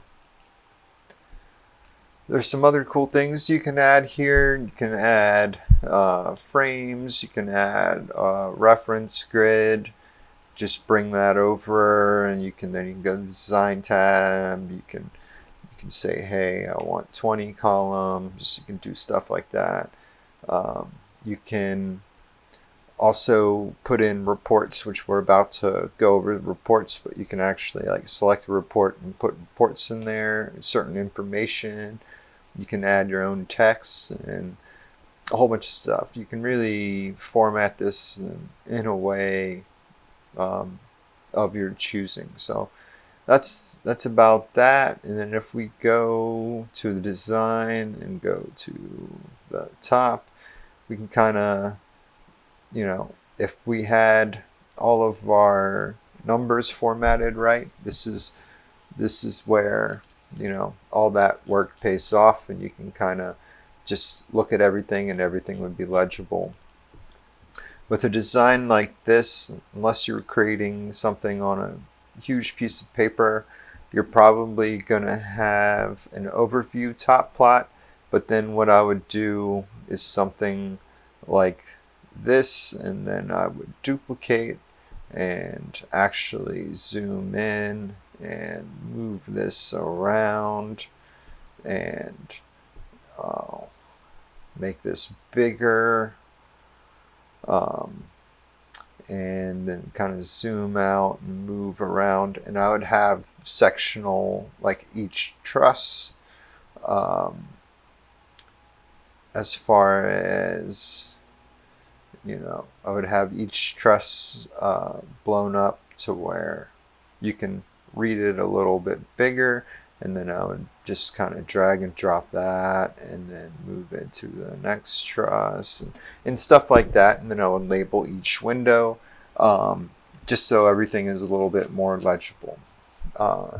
You'll see some final versions of the plot in this video, and I'll also have links and it's where you can kind of take a look at different forms of paperwork and how they look. Just spending too much time on this would just make this video hours and hours longer than it already is. So, all right, another quick edit on the plots. I forgot to go over the exporting of the plots. So there's two ways we can do this. We can just select what we want to export and hit more, and then export to PDF. You can choose your resolution here, and then just go with the export and put that where you want it. Hit save. One other way, if you're in the edit view, so you can also do it here, there's a button right at the bottom as well. And just briefly go over the page setup. This is also something I forgot to go over, but we can choose the paper size as well as the margins and everything. But we just went with the stock size for the tutorial. And that's about it. Alright, so real quick, I just quickly made some plots here. If I can just kind of zoom in a little bit, you can see, you can read all of the numbers. I ended up having to kind of move these lights a little bit to get the front plot to work, and also I don't know if I would actually end up doing this as far as with the wings. I would probably just rely on the top plot, but I did want to kind of explode that out so you can see an example of that. So let's go, here's an overview to where you just kind of had a basic overview and then maybe a little zoomed in to the stage so you can kind of see all the fixtures. There's a symbol key, and then even a picture of a render so you can kind of see what the intention of what it's supposed to look like. Here's another just basic overview plot. Here's a let's go to the I'm missing one, I think. Let's find that top plot overview. Okay, so here's that just a top plot to where if you print this on a big piece of paper, it's probably legible, but on a smaller piece of paper, I don't think it would be. Digital copy is fine. So I create this with the intention of printing it on a bigger piece of paper, but say I can't do that, so that's where these come into play, to where I can just email this or print it on a regular piece of paper, and we'll be able to read all of the plot information. And then I just did a simple label here. This is just an example of one way to format. This is another example to where there's the ground package and there's the front wash and downstage, and you can really just format this however you want. Here's a overview of the center of the stage, so the upstage, midstage, and downstage, and then both wings here. So I can move this wing over to the side and have this in the middle, and it might make a little bit more sense, but I rushed through all of these, but I did want to show you what it looks like when you actually are able to kind of move these lights around where you want them, and then also move the information around so you can read it. All of these will be downloadable, so just take a look at the links and go from there. Moving on to reports. So basically reports are pretty cool. We can just go to the design tab, reports, hit add, and here you see there's a bunch of different types. We can do equipment reports, we can do rigging, cabling, fixture reports, fixture group reports, fixture location reports. So let's just look at an equipment report and hit edit. I'm going to hit full screen, and as you can see, it kind of auto filled out the title and date and location and all of that, and it automatically put in fixture counts and the optics and the weights and the ratings, power ratings, totals, and all of that. It counted how much truss we're using. It counted how many panels we're using, what the weight of the panel is, and the power, the stage line even. This is pretty powerful stuff, and we can filter things out if we would like to. We can add things in. Let's just look at another report. So let's just generate a fixture location report. So all those locations we were putting in, it actually takes that information and splits it up by location, so you can see what fixtures are where.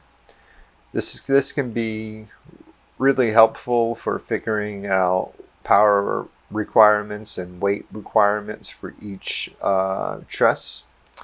It can be helpful for labeling cases in pre-production. This is, extremely powerful stuff, and I did absolutely nothing but just stay organized during the design process.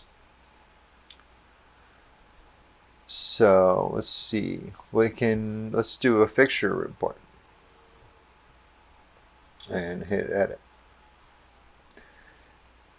So here you can see there's a whole bunch of stuff kind of off screen, and then there's empty gaps here that we're not using.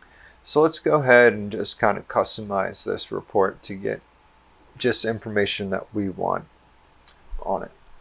So we go to the columns, we can kind of see filters. Let's just go ahead and delete filters. We don't want gobos, we don't need them. Accessories, we don't need them. Groups, we don't need them. We're going to keep location. I'm going to delete purpose. I'm going to delete focus. I'll keep notes in there as well, just in case. Typically, I don't even really do optics unless it's a bunch of LEGOs and we really need to know what lenses we need to put into all the lights. But typically, I will remove optics as well. And even, if there's a special note that I need to put, I'll put it in there. But typically, this is kind of what it would look like for me. If I'm just giving it to my guys for patching, then the weight is not even in there. It's really just about putting in the information that you want in these reports. I think that's pretty much it in my workflow that I would like to cover, at least in this video. These reports are very powerful, and again, if you go in the plots, you can put these reports or certain information from reports inside plots as well, so it can be really powerful.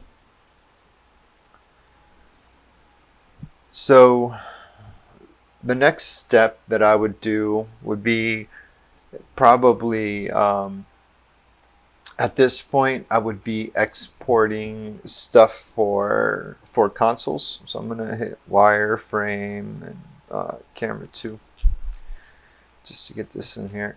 But at this point I would be exporting the XML files to send with the plot, or the NVR files to send with the plot, as well as capture presentation files to send with the plot, as well as say someone has Capture 2024, I could send them a 2024 version of this. So let's just go with over a bunch of those different types of processes real quick, and then we can get into the fun stuff and get to rendering and making it look cool.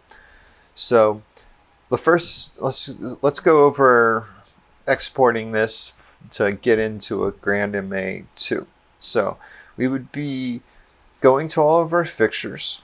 I'm going to select all of our fixtures. So the easiest way for me to do that, I'm going to click the fixture tab. I'm going to click my first fixture. I'm going to go all the way down, hold shift, click my last fixture. All of my fixtures are selected. I'm going to go over here to File, and I'm going to export fixture data. And over here, I can choose what type of fixture data do I want to export. And for me, I'm aiming for the GrandMA 2 XML file. I'm just going to label this something that I can remember. So I'm just going to call this crash patch. And then I'm going to put it in a place, in a folder.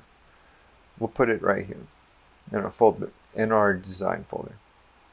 And I'm going to hit save. And here I can choose, do I want to do selected items only or objects only, or do I want to do everything? I'm going to do selected objects only. And then here I could do my layers. In GrandMA 2 operates on layers in the patch. I could separate it by project layers, fixture types, or single. I'm going to go ahead and do project layers for me, but you can also do fixture types. Now I'm going to hit export. And here it just shows it's exporting all of these fixtures, and I'm going to hit continue. And that's that. We'll go briefly over the process on the MA2 world in a second, but while we have everything selected, let's just go ahead and do that for an MA3 as well. And for that matter, for anything that can support NVR. So we're going to export model at this point. And we're going to go down, and we have some options here. And what we're going for is MVR. MVR is my virtual rig. It's a relatively new format that's supposed to kind of bring all of the workflows together. And I think it's doing a pretty decent job. So let's just label that crash patch as well, but it's going to be an MVR file. And if you're on if you're on Capture 2024, you won't really see this window here. You'll just basically, you'll have a bunch of dummy fixtures, but you'll still have the option to do the filter. You'll still do the option selected objects only, which make sure we click. Because what we don't want to do is export the whole drawing as an MVR file, because it's too large and it takes a long time to upload. So typically what I do is I will export in parts. So I'll do my fixtures, and then I'll do my stage and my truss, and then I'll do my video elements. But if I'm just going into a Grand MA3, then I really only want my fixtures anyways. And then at that point for 2024, it's going to export a bunch of dummy fixture profiles, which we'll kind of go over. And you'll have to choose the profile in the MA3. But for for Capture 2025, they have this new feature where you can actually embed the GDTF files into the MVR file, which is absolutely awesome.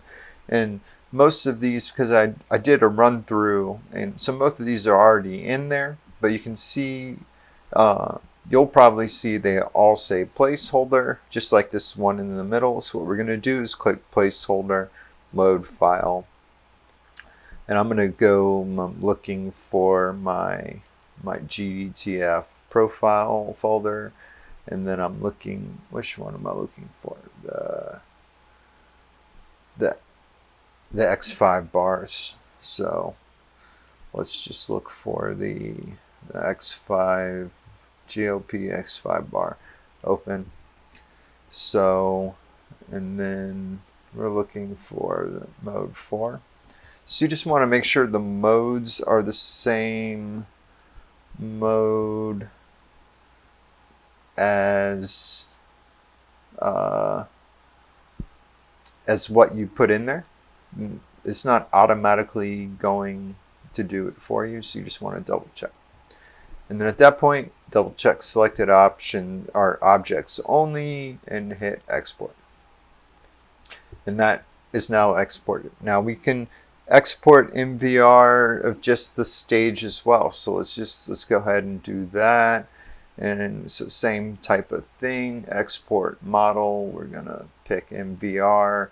We're gonna write crash stage as an MVR, and then selected objects only. You'll see all that went away because it's just the stage that we're doing. And we can do that for all the elements, but we're gonna stop there and just kind of go with that.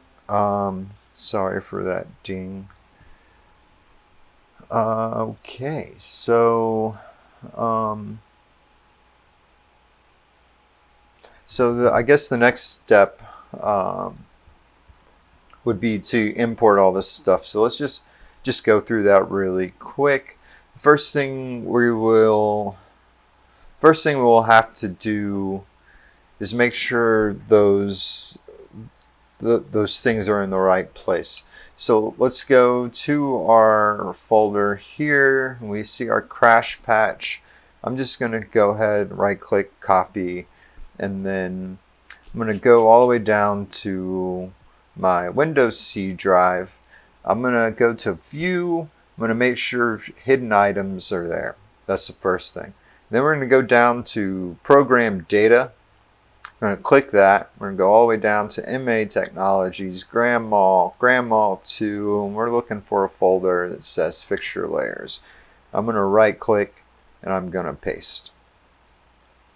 And so now that folder is where it is. We want to make sure we remember what it is called. It's called Crash Patch, all caps.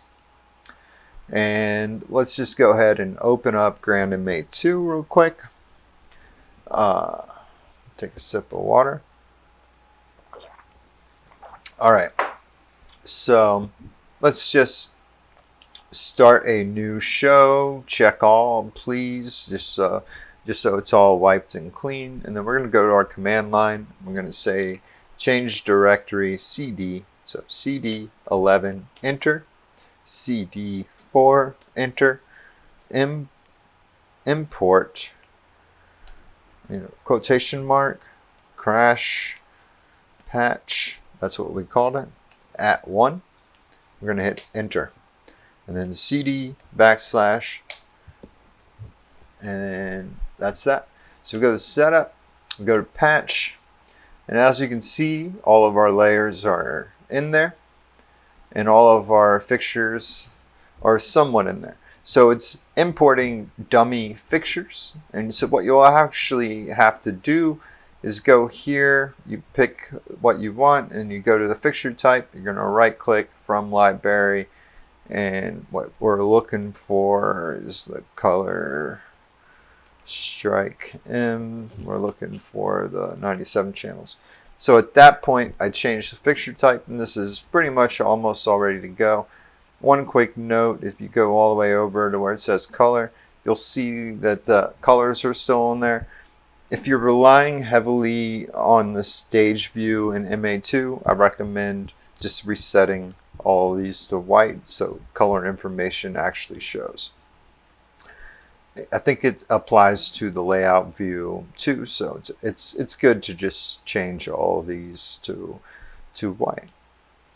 So I'm just going to hit yes real quick. Let's just open up other and go to stage just to verify. Our rig's pretty much in there. I have to still have to change all of these from dummy fixtures, but at this point I can use this stage view to make layouts really quickly and do some cool stuff. So that's pretty much that for MA2. Now, same kind of thing for MA3. I'm going to go into the NVR. I'm just going to copy that. And then for this one, I actually like using the flash drive. So I have a flash drive right here, my E drive. I'm going to go to my Grand MA3 folder, go to the library, and there's actually an NVR folder where we're going to either drag and drop or paste that into that. And then at that point, I'm going to go ahead and open up MA3 while that's going over, and we're good to go there. So yeah, while MA3 is opening up, there's some things that I kind of didn't do that you'll see the reason why that I normally do, but if we have groups and fixtures, this affects the way that the NVR is exported. So typically in my workflow, what I'll end up doing is ungrouping just about everything before I export for NVR. Let's go back to, I don't know why it's doing that, but I agree. So let's do the same thing. So we're going to start a new show, check all, new show, just so we know that this is all set. Then we're going to go into patch. And instead of using the auto patch, we're just going to click that. We're in the patch window. I'm going to hit import NVR. I'm going to choose my drive, which is Grandmama. And as you can see, there's my crash patch. I'm going to import. This takes a little bit, but if you did the whole drawing and there's lots of polygons and like all that, this will take minutes,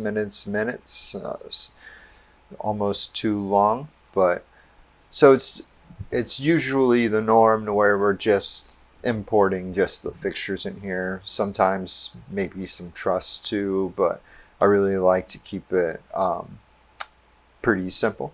So here, if you had other fixtures in your show, you'll see these that you kind of have the option to link stuff together, just like in a PSR fashion. But typically I am just importing an MVR into a new show. And so I'm going to do this thing called hide environmental, just to hide any groups that is just not really applying to us. And quickly just kind of looking and seeing, okay, cool, we have all of our fixtures here.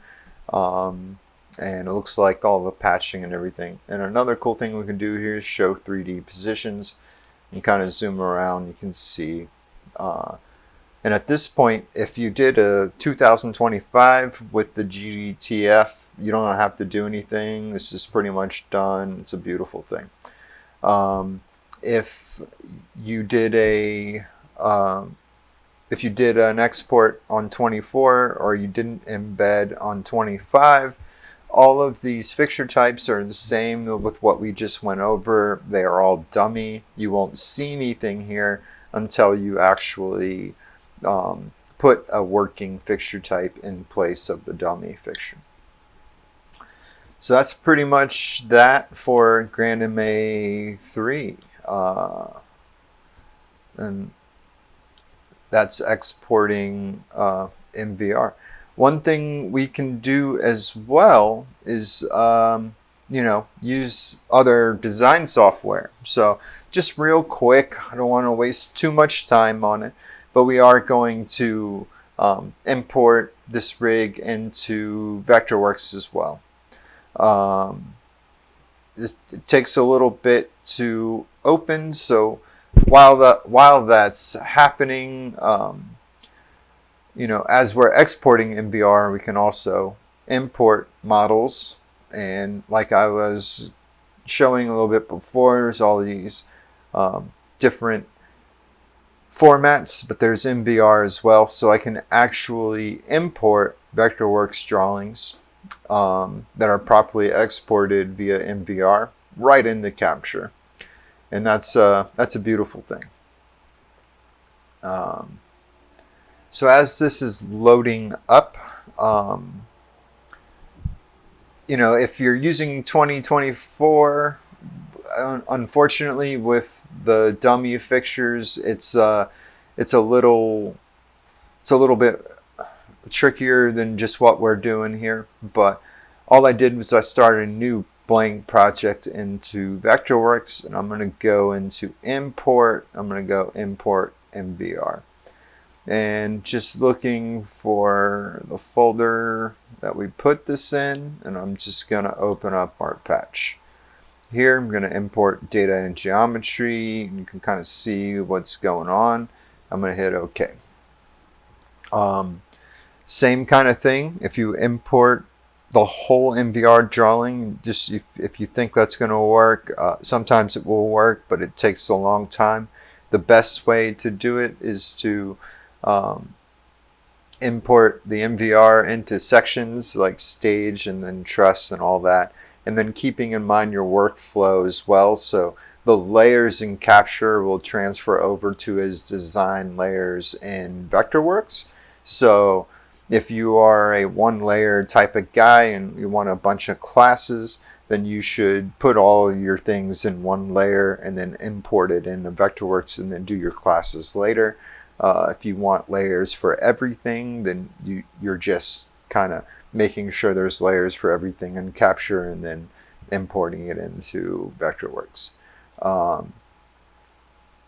That's pretty much the basics of that.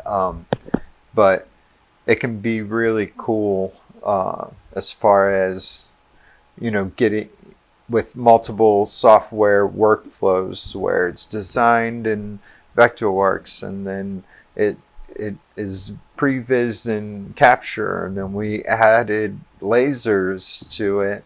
So we want to put that in the Vectorworks drawing too. Well, I can export just the layers as MVR, the lasers as MVR, and easily put it in and don't have to worry about 3D space. So just quickly kind of looking and seeing that the design went over right into Vectorworks. Pretty cool. Okay, so with that, I'm going to take a short little break. That just means we're going to cut it up and then bring it right back, and then we'll get into the renders and hopefully wrap it up. We're back. Okay. So we're going to start adding some things to make it a little bit more realistic before we get into the renders just a little bit. So let's go ahead and add some Barricade. We're going to go with objects, I think, show equipment. Yeah, so the library, objects, show equipment. Just go for a regular crowd barricade, straight section. Gonna drag and drop that in. I'm gonna utilize all of our windows, make sure we're putting it in the right spot. So that's our top. Let's maybe a little further back. All right, that's good. And I'll just drag and drop in, and I'll select both of them and then select all four. Just kind of do something like this, repetitive, and get them somewhat, doesn't have to be somewhat perfect unless I know if I'm designing something that really needs to be, but this is just make it look good. So that's some Barricade. Some other things we can add is like a stage for like a rear riser. So I'm just going to go to objects and do forms. I'm just going to drag and drop like a box here. Go design, selected items. Let's just say it's 40 feet wide. Yeah, do 40. Do the height is something low, just like 1 foot 6. No, it's 2 feet. 2 feet. And a depth, say 12 feet. So you can kind of see we have a box somewhat center to the stage-ish. And then we'll just kind of bring this, zoom in, bring it right in front of our ground package. And we can do some things here. Let's go ahead and just add a layer for this called riser. And then let's go ahead and just add a material, you know, something. We can use something, or we'll just tint it this way. Just make it gray. We'll add the layers, the materials later, I guess. And so if we go to our custom view, it's still white. So we go design, selected, do layer and the riser. Just kind of change the color a little bit. So there's a riser for the band. And so let's add a band. There's a bunch of different ways to get resources for this. That say I go into the library and go to objects and I can look at some people here, but there's just no like, you know, there's no big band, and I usually will do something more like go up here to File. I'm gonna import a model, and let's go to the desktop and the folder we created. I have some assets that will be available. So let's go to 3D, and I'm gonna look for the band. I'm gonna hit open. And this is there's a lot of materials associated with this. This is a SketchUp file of a whole band that has, you know, materials and stuff to make them look real. So let's get this down a little bit. And what you can do is just like drag and drop this next to the stage and hit place here. Real quick, we'll jump right back into here, but just real quick, I'm going to open up my browser and just go over some things. So earlier we did the GDTF. All those are in the assets folder as well, but this is where you can find GDF profiles to embed into MVR files and so on. And the Fixtures share for GramMA2, Fixtures share MALighting.com. A bunch of these fixtures aren't going to be in the console, so the workflow is coming here and trying to find the profile. And then 3D Warehouse, .sketchup.com. This is where I found the band we're using and some other 3D models. You can find GramMA consoles and speakers and all sorts of stuff that will import right in. And later, one of the last things I'm gonna do is add an HDRI file, which is just like a 360 panoramic background that you can put in, and this is where I get stuff like that. It's polyhaven.com. You can also get textures and models as well. So yeah, going back here, let's just go ahead and just select and drag and drop. First thing, I'm gonna get these roughly at the height I want. So I'm gonna just raise it up, get them so they're not floating, and then I'm gonna select the back line, get that right on the riser if you can see.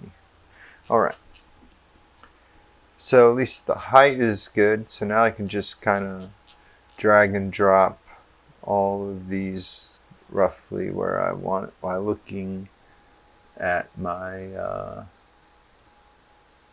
my custom view, seeing where they are. All right, then let's grab the keyboardist, move her.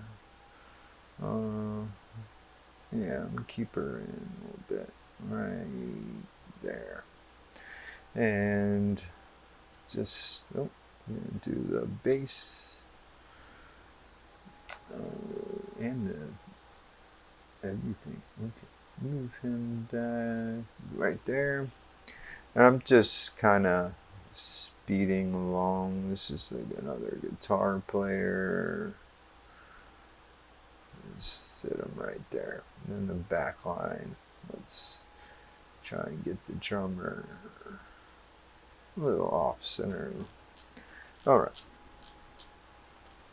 Cool. So we got a band that looks awesome on stage. So that would be good for our renders here. We can probably add a couple more things like a crowd. So we can do the same thing and import 3D crowd, but it's going to really slow down the drawing. So let's just go with the library, objects, and then go to people. And we're just going to bring in these 2D crowds. So let's just bring in like crowd 1, crowd 2 and crowd 3.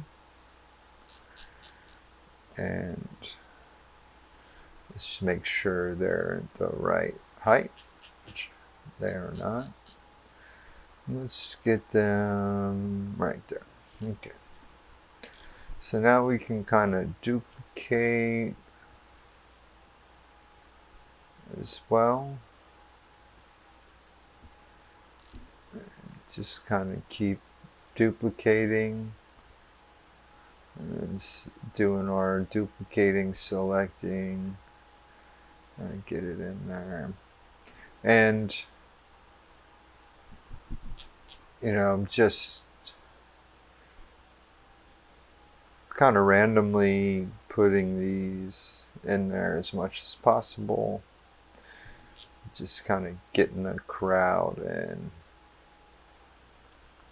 And if they overlap, I don't really care too much.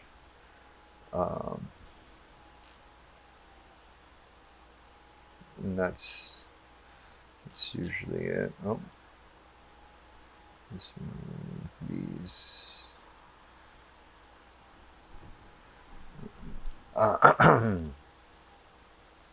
So, not necessary. And if I'm just doing something to send to a client, I'm not wasting too much time, unless like we really want to sell the design. But sometimes it's just, we're just banging out ideas and they say, yeah, let's go with that idea, I want to see it.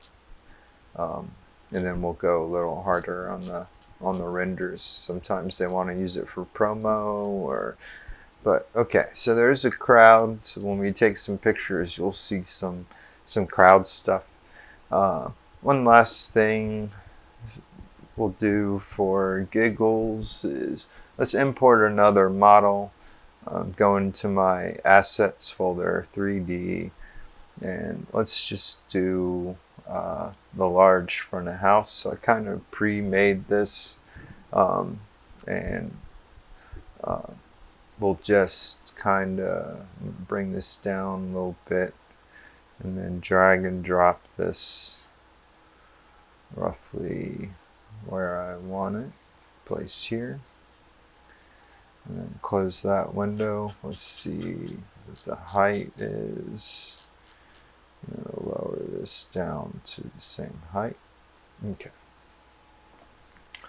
Cool. Now we'll just do something like that.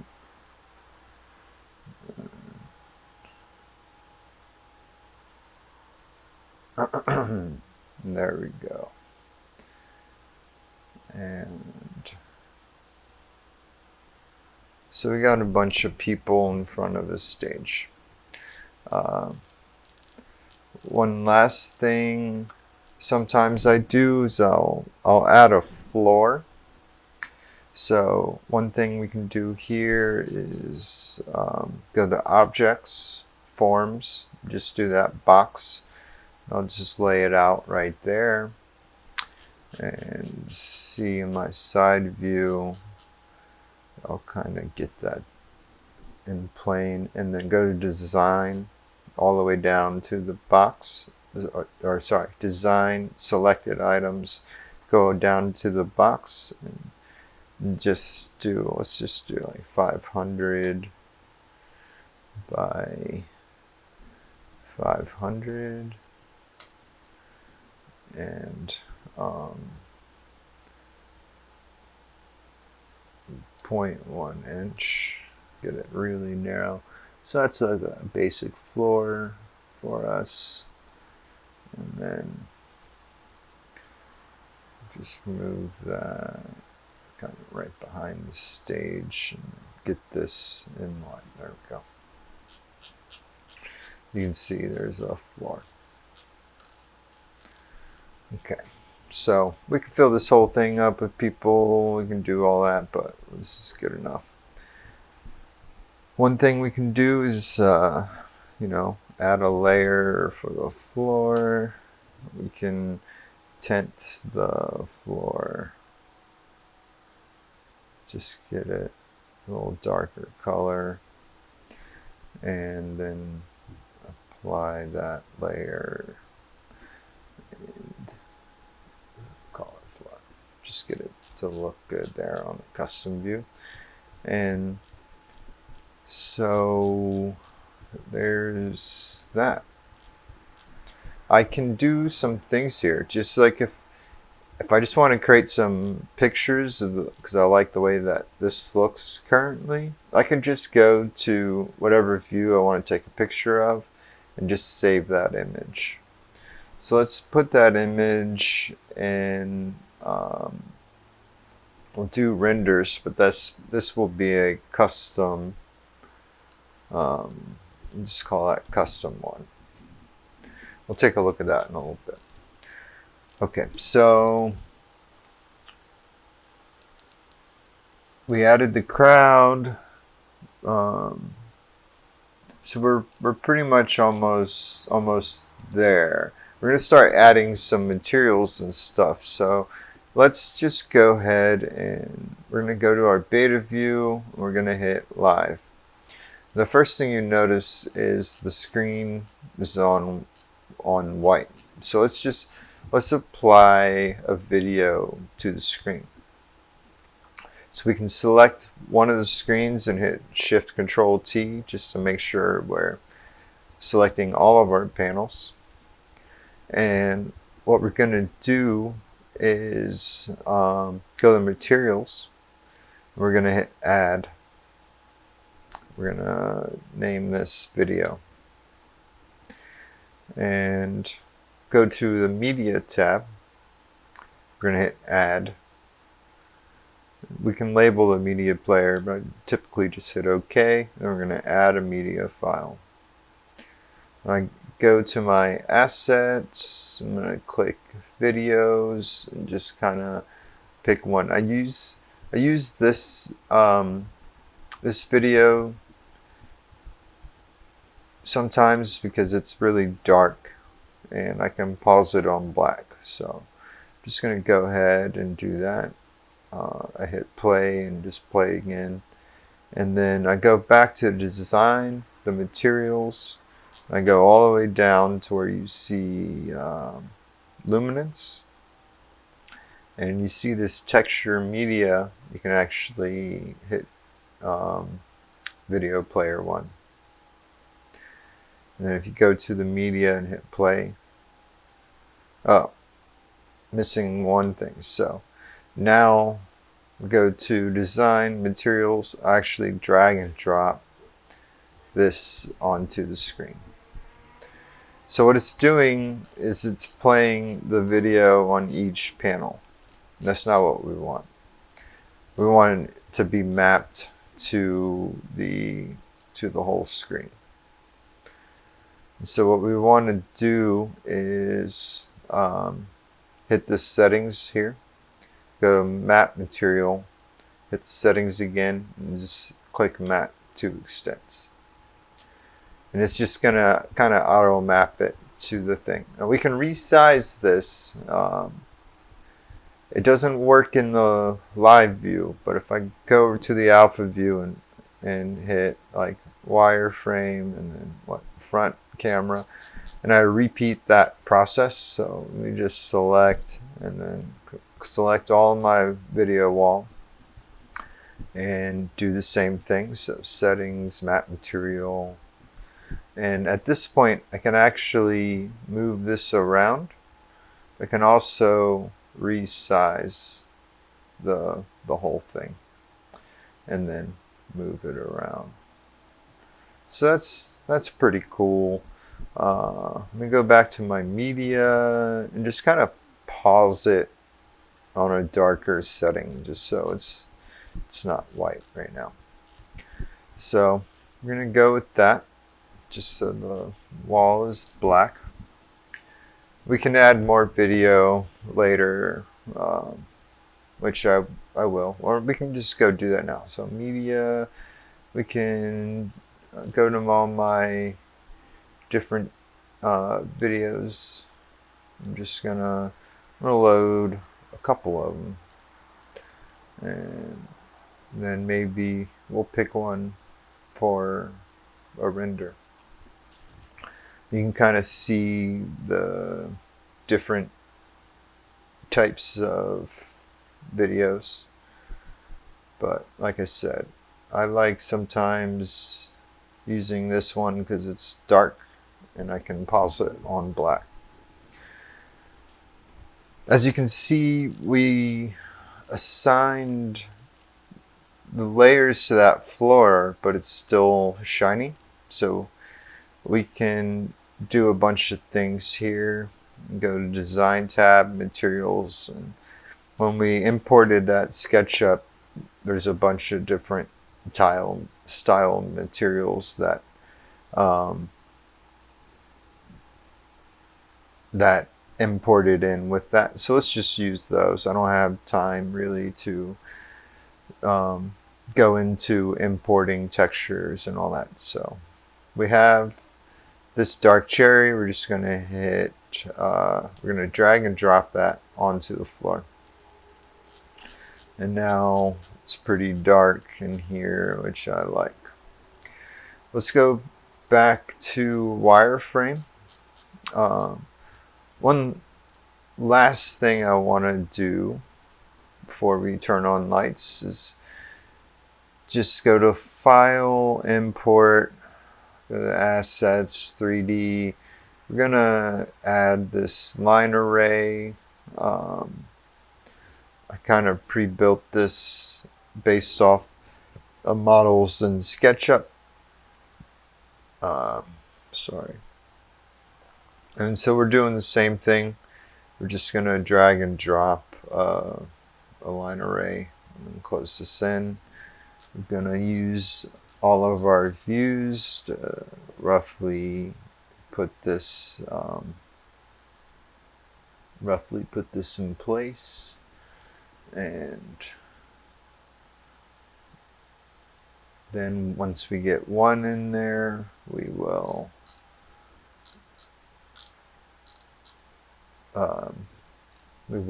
be able to duplicate.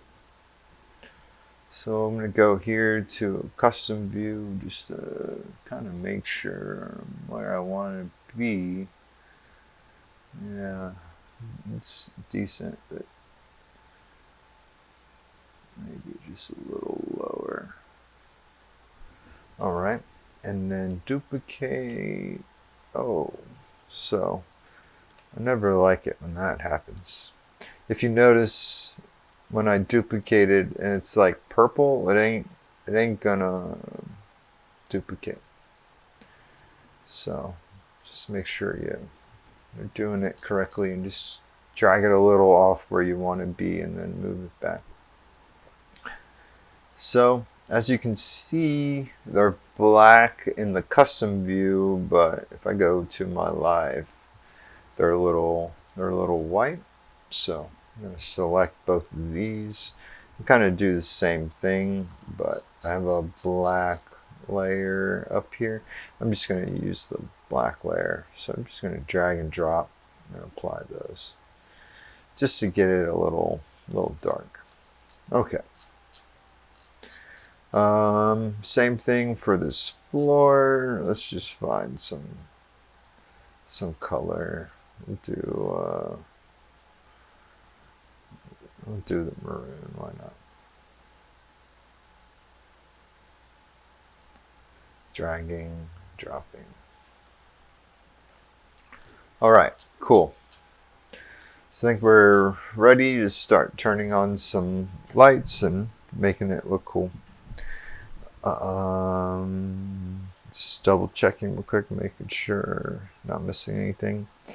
Okay, so let's just go full screen. Hopefully my computer survives, and we're going to start selecting some lights. So this is our front wash right here. I'm just gonna Shift Control T to select all of those, and I'm going to snap to the front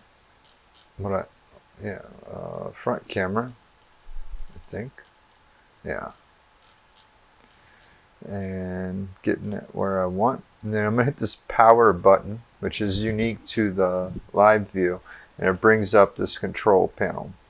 And I can adjust the ambient light. I can do a lot of different things here, the exposure and all that. So let's just turn on some lights, and they're all pointed up. Sometimes Capture does this. So we're going to scroll all the way down until we see the pan. We're just going to zero these out. And once you get close to 0, you can hold Shift just to slow down the resolution, and allows you to kind of get there. Otherwise, it's pretty hard to find 0. So, alright. So now we're zeroed out. Let's just tilt these where we can see a little bit of the band, and maybe choose a couple, like boop, boop. No. I'm just control clicking and choosing a couple lights just to tilt up a little bit higher, and then let's shift Control T. Let's see if I just zoom out a little bit, get a little stage wash. So there we go. Let's see, drummer maybe a little dark, but that's, it's enough. I think it's good enough for, maybe we open it up a little more. No. That would be good for this purpose.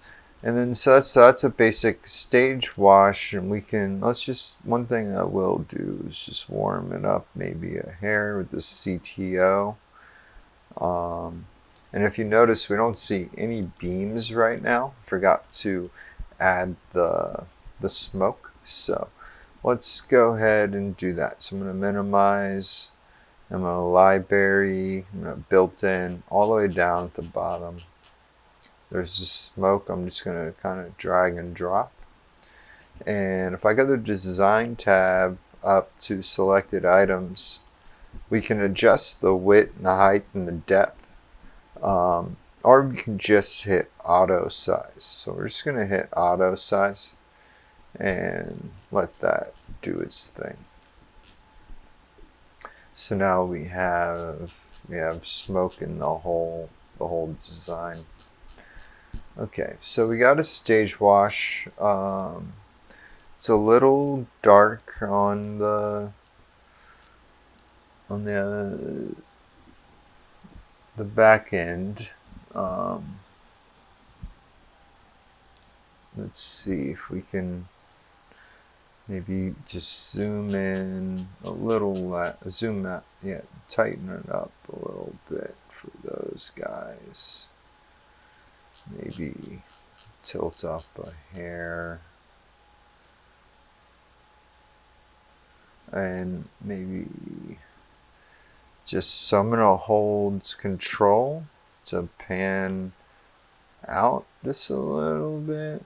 This fans them out based on your selection. So, alright.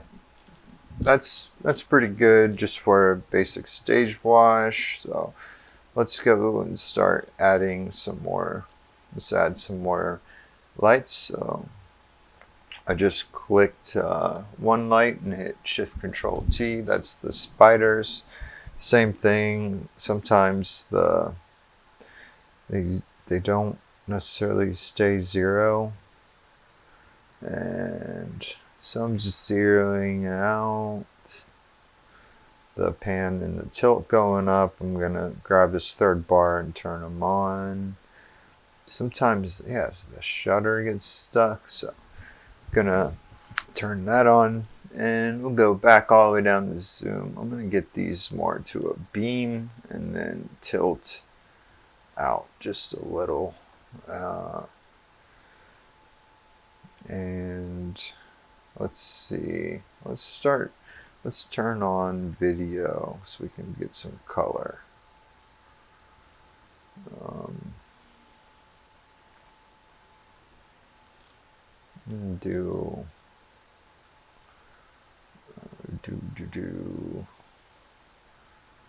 Do that. So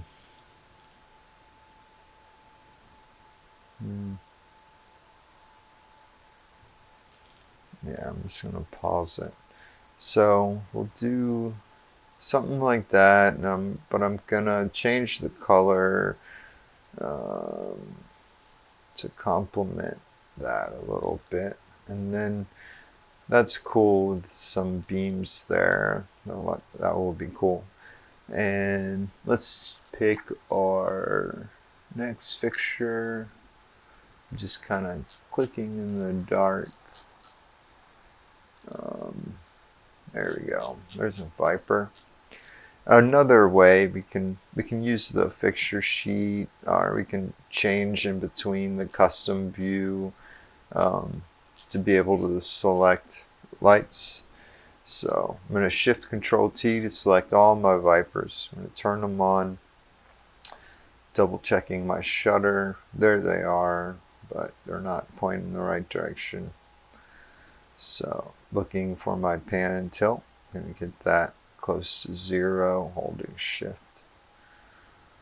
Gonna get this close to 0. But so these guys, I actually like pointing right in the camera, but we're gonna get it down for a second. And I'm gonna do a breakup. And let's do something like that. Now,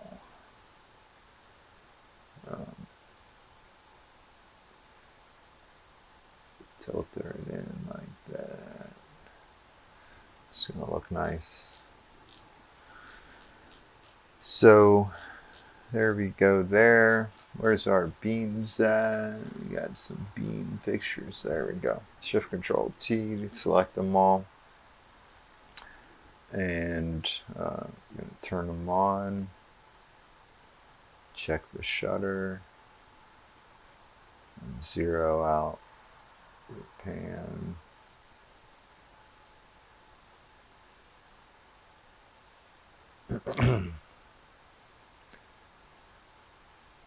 I could spend a lot of time on this, but I usually don't. I really go for something simple when I'm doing the renders just with capture, because it's, otherwise, like if we know we're going to do it, I will be doing all of this in a console, especially if they want video. But that looks good. That looks good for now. Let's turn on some Mac 1s. Same thing. Let's just zero it out. And it's still one of my favorite things from the program, because it is fairly easy to just make a look, to be able to show the design and be like, hey, this is what we're looking for.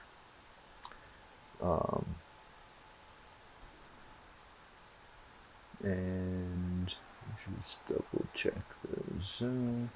All right. So we got all those Mac 1s on. Let's go with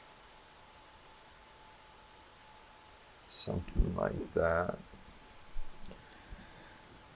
And we still need the bars. Find a bar.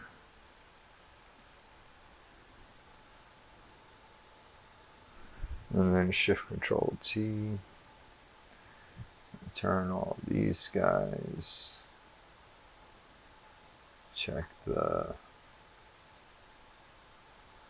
tilt. And zoom. I might actually end up having to report this to Capture, because in my test they were working, and then there was an update, and I actually ended up updating, and I think there's something weird with these GLPs. So a quick fix, like if something weird is happening, or sometimes I'll actually end up just replacing the fixture and then replacing it later. Some fixtures look better than others, so let's just go with the X4 bar instead. So now I'm going to go up here to the thing, I'm going to hit replace and just drag this X4 bar in place, just to get them to work. Now, yeah, there we go. So they work. Now another thing is if I turn this all the way up, it's really gonna be saturated, and my computer usually doesn't like when I have a bunch of bars or strobes on. So I keep these super low intensity and just try and show them on, but not necessarily like super bright. I just want to see them. So got something like that. That looks coming together. So we just got to do this ground package. Let's get the Sharpies and turn them on. Check the shutter.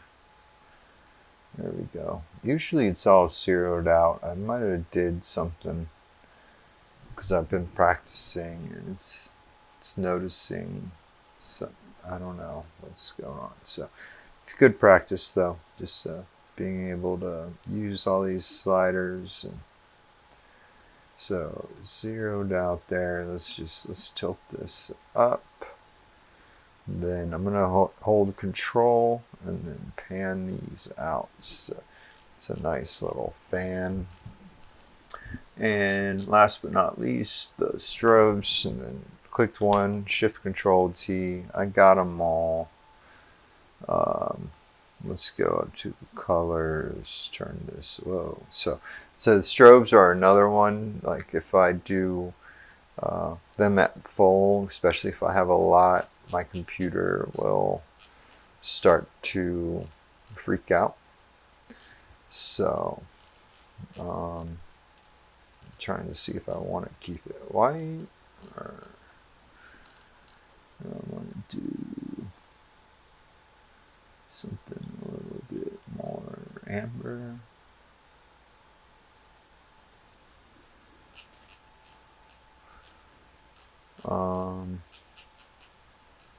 Oops.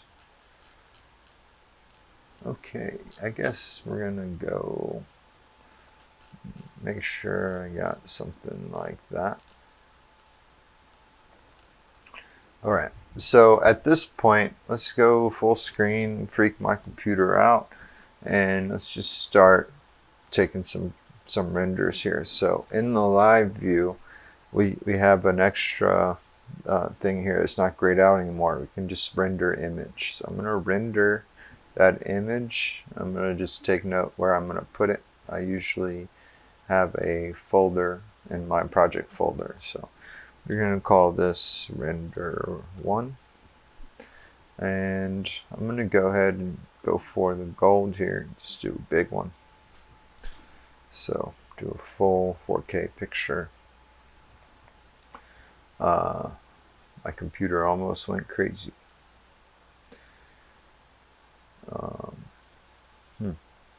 Uh-oh. Let's see. First things first. Let's save. Let's get out of here. Let's do something like that. And let's see if that picture worked first. Let's go over to here. Let's go to renders. Let's open this up.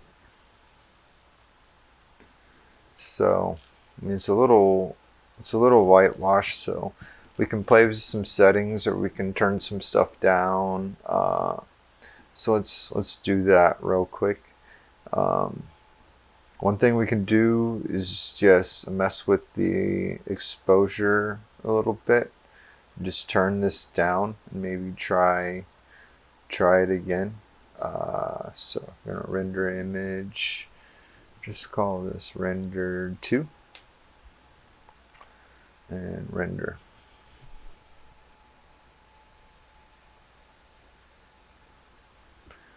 I might have to lower the quality. Usually it does not necessarily do that. And so we can do something a little closer and then do another render, say render 2 or 3. And just, yeah, I'm not changing the format, but I am gonna change it back to 1080. Alright, so let's just take a look at a couple of those. Let's see if rendered 2. So just with the exposure, it's cleaning up a little bit better. And you can see, I mean, it's really trying. I mean, I have the Vipers pointing right at me, and you know, the gobos look pretty good. You know, there's a lot of blooming, and so let's see if we can adjust some settings. What did this third one look pretty? Looks pretty good. I mean, the stage and everyone, it could be brighter. So I could really spend all night on this, but sometimes I'm just you know, I'm just trying to get something that looks good for the client. So one thing I can do, let's just go to, first thing, let's find our smoke, which is right here. Let's go to Design tab. Let's get our density down to like 10%. Then we can go to our views. Let's see, we can take our bloom. If I increase that bloom, you see like more of a glow. If I decrease, so I usually keep this at like 2, honestly. Not really important to me, and it does save some processing. So let's go with something like that. Maybe mess with the exposure. It's still pretty good, but like maybe the people aren't cutting, so I can maybe make some sort of special, or maybe tighten up my my zoom here. You know, something like that. Just get them a little bit more tight, and double check the dimmer. Maybe double check the color temperature. Just get this nice and white.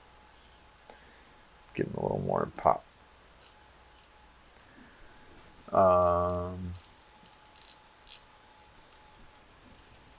Yeah, so a couple other things we can do is that HDRI I was talking about. So let's go to the library. Built in all the way down to HDRI, and you can drop this just out of the way. It doesn't really matter where it is as far as I know.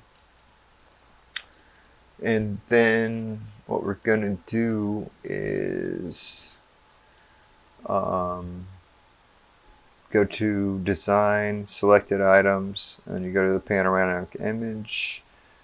I'm going to just look in my Asset folder and go to Images. I like using this Stadium. And as you can see, I mean, it puts it in a stadium and can really kind of bring in the design. So that's pretty cool. Let's just do a render and see what that looks like. Sorry, go back to the renders. Let's say render 4. Let's say cool. And you know, it can help if you're trying to show something that's in the daylight. I'm gonna move the Vipers just down a little bit, and maybe that helps. Yeah, and we'll actually just open up the Gobo to something a little chiller. Zoom it in. Something. Let's see what that looks like. But it's good to use these HDRI sometimes because they actually simulate daylight. So showing something that looks like it's during the day can be cool. So we're just gonna say render 5. But say you want render. Say you want that stadium background, but you want it still realistic and like at night. So we can select our HDRI here, go selected items. I can actually turn the intensity down something low, like say like 9% or say 5%. So it's still roughly in the back. It just gives you some background. What's cool with the HDRI is that it's 360. So even when if I want to do a shot like that where I'm standing, you know, it just gives you a background that's a little bit more realistic of what you're going for. And there's a bunch of different types of HDRIs. So just take another render, say render, what's that, 6, and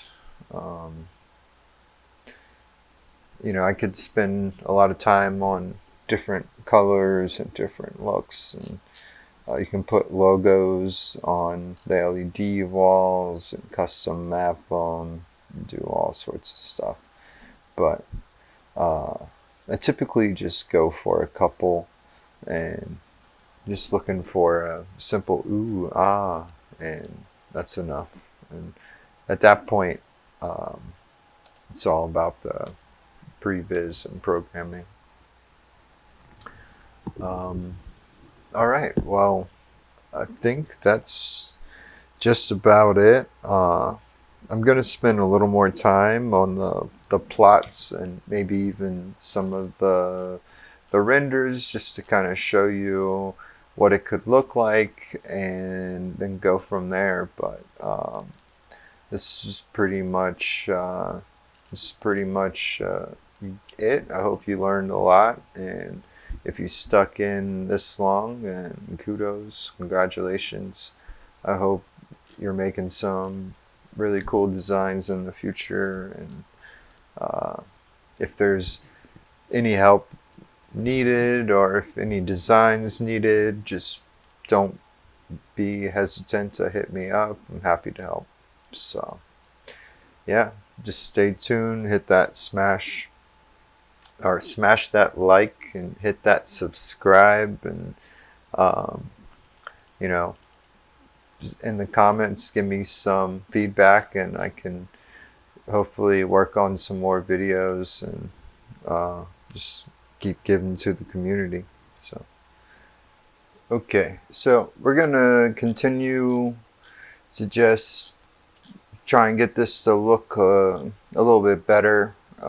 Some of the things that might be messing with us is these X4 bars. So let's just select all of them, turn on the power here. Let's just get these off for a second.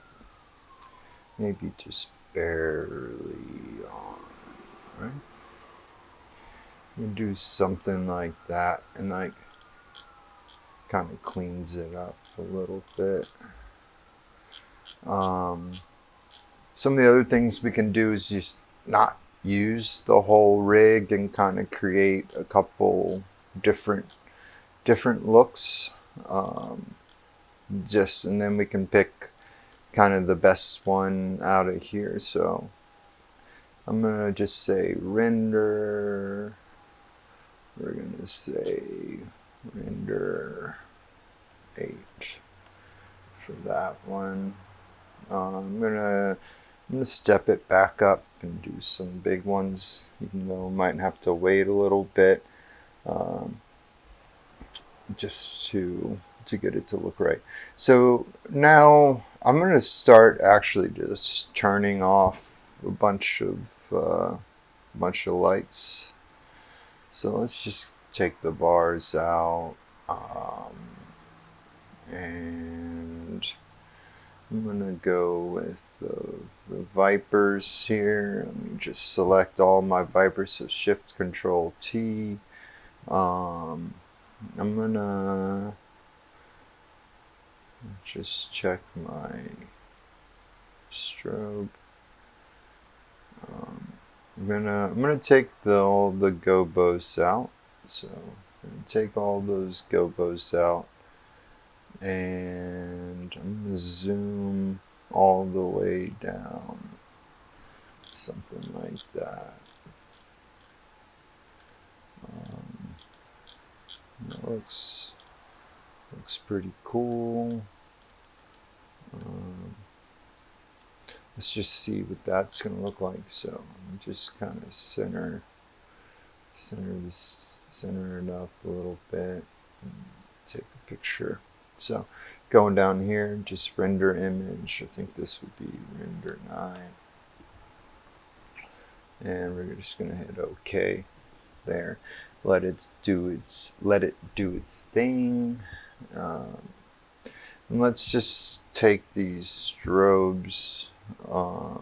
Let's like kind of get them a little lower, just like barely on. And I can even bring yeah, no, I'm gonna keep that like that. Okay. So let's just see what that's looking like. It's looking okay. You know, we can actually focus some of these lights just like directly onto the singers if we want. So let's just kind of do stuff like that. I'm gonna hit the 2 inside ones closest to the center, and let's just let's flash. So we're gonna turn it on and off. So that's what we're looking at. Let's go all the way down here. And I'm gonna zoom this actually all the way down, and then go to my position. So the tilt, I'm gonna get that kind of closer to where she is, and then I'm gonna hold Control and kind of pan these, and then tilt up. Hopefully I can find it. no, so something like that. There we go. So she's actually in that spotlight. And then I'm gonna go over here to the zoom and open it up a little bit. But she's a lot brighter now. So we can go to this guy, and let's just pick like this light and this light.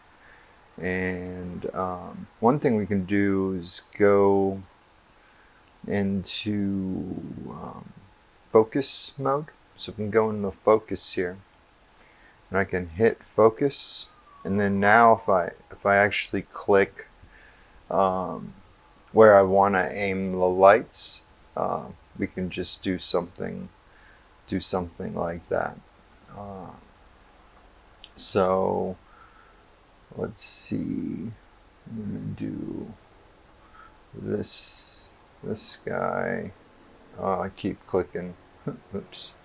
All right, so then we're gonna get out to focus mode that way. Let's just click the center. Oh no, so the center light is right there. I think focus mode is, yeah, Control U, and then I'm just gonna kind of click on the drummer to kind of get that there. What were those other lights? So that one still in that focus mode here. Let's go with this guy, just pointer there. And then it's, we're cleaning it up a little bit. Let's go with the end and point to the keyboard. That guy, go to the base, and we can start to see at least the band is there, and we can do something like Shift Control T and mess with our CTO if we want to warm it up a little bit. Let's just see if that did anything.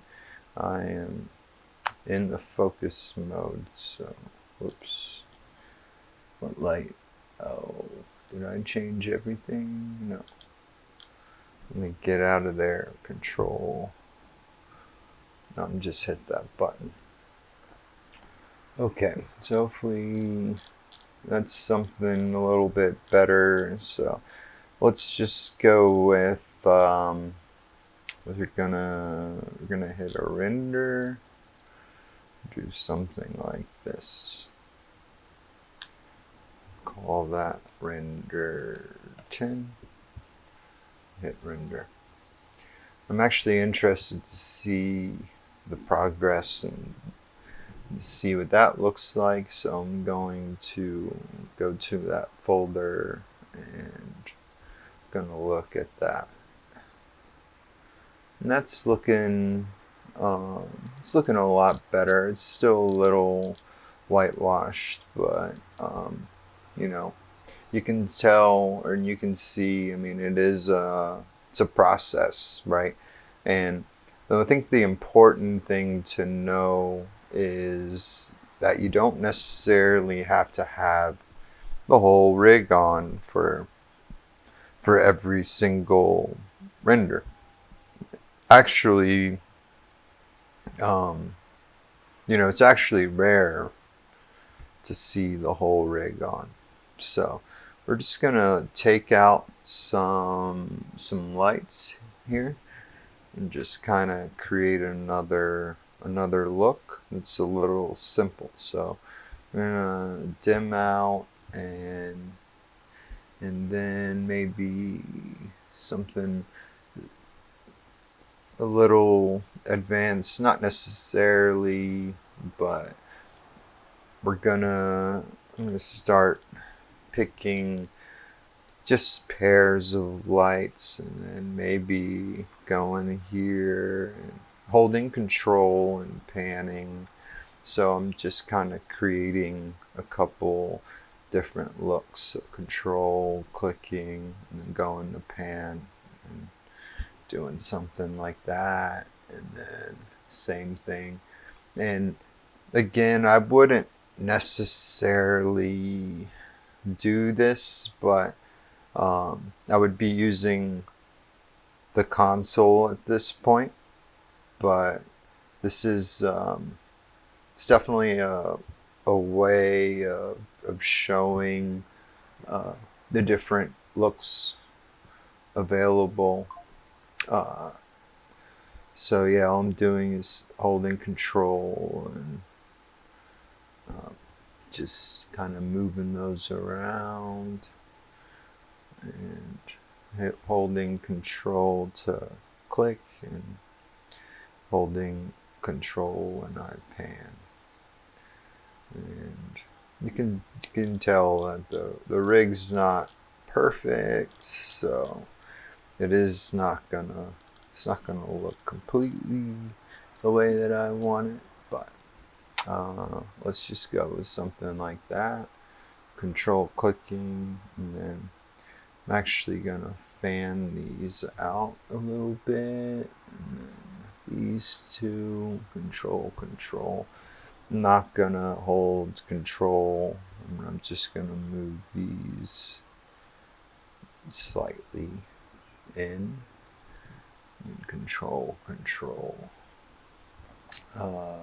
Move them slightly and trying to mirror that. So there's some, you know, crosses and stuff like that ready to go,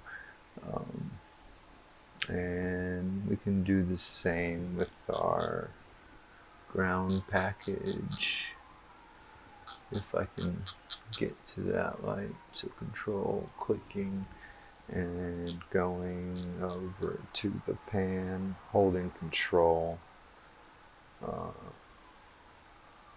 Did not work. So let's zero. Let's get that a little closer to at least where it was, and then hold control. Oh, I don't think I have the light. So let's try that again. Control. Oops, going this way. Another thing, you can hold that shift, and then your wheel on your mouse just kind of pan around. And so now we have them both. Let's hold control and let's pan it. And this doesn't look center, so we're gonna try and fix it. Okay. So, you know, we got some crosses and stuff.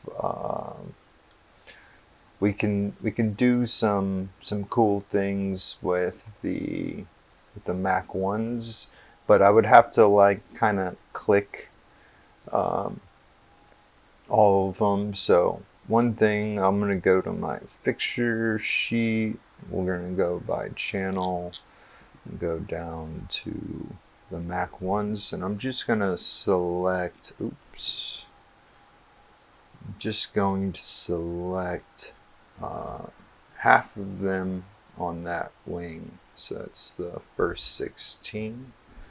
And then let's do like, let's play around with control clicking the tilt, maybe do something like that.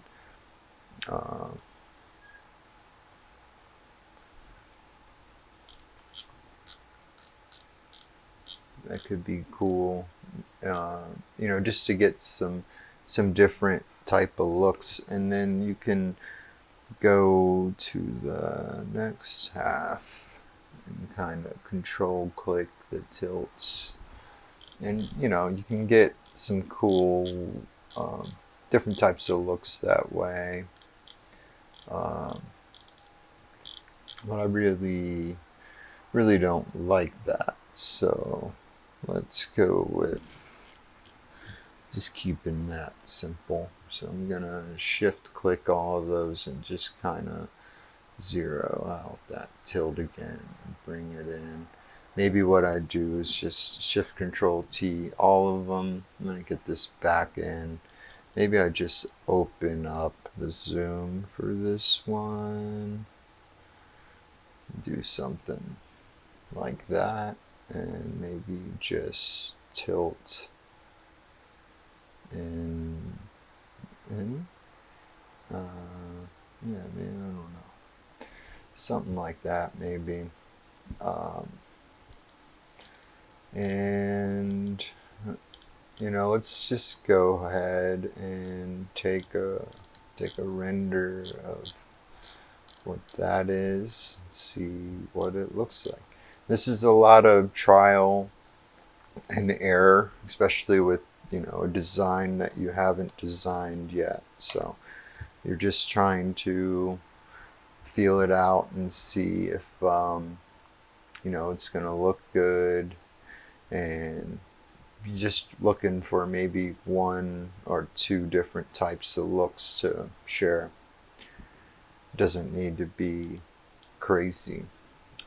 So I'm going to turn those guys off,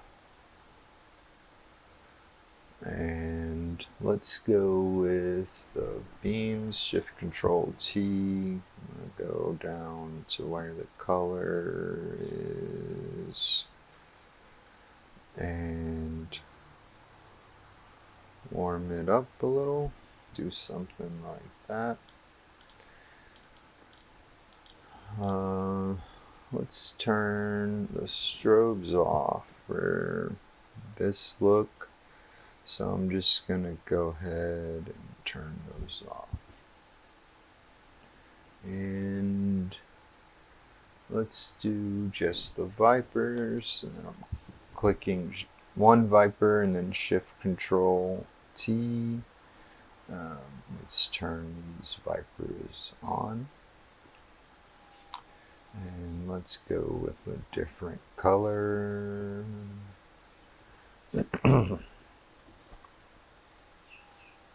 Maybe we do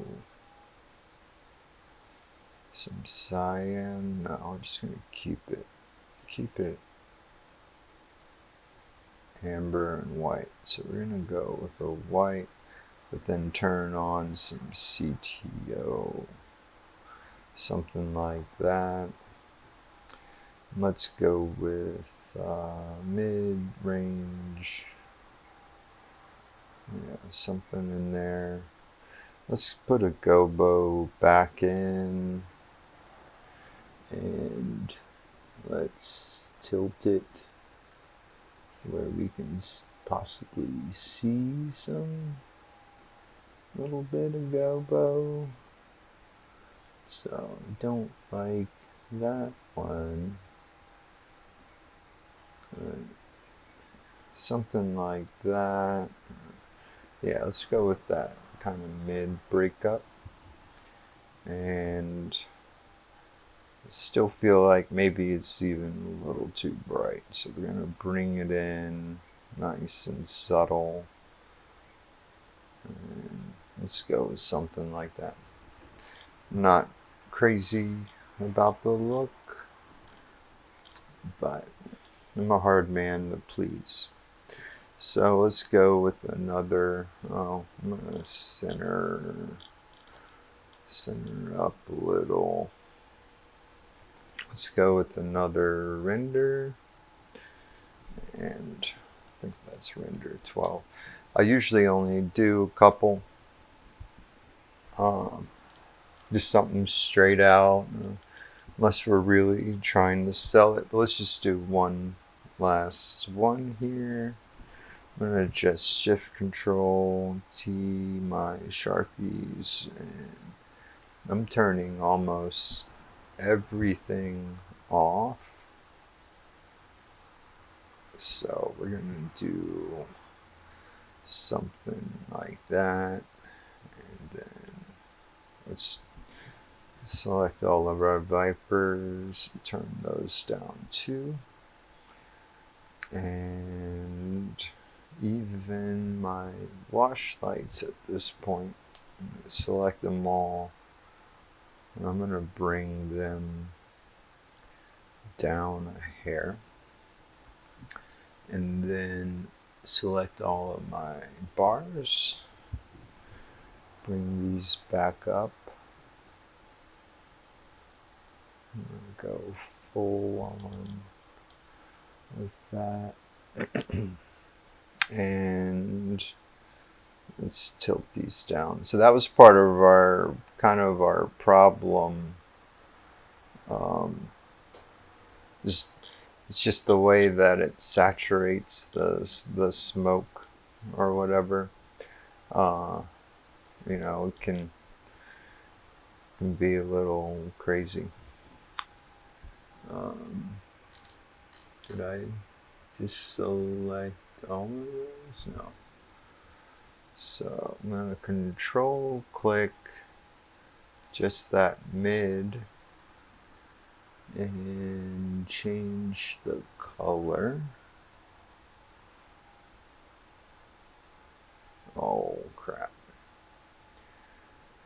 Do that one more time.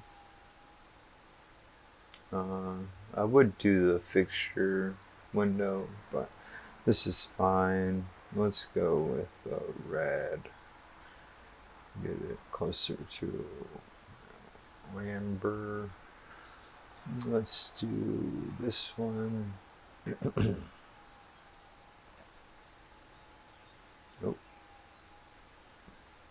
This is why I like using Control over Shift. If I shift click that truss, it's not a lot I can do besides start over. So let's go with the red and maybe just change the color a little bit. Okay.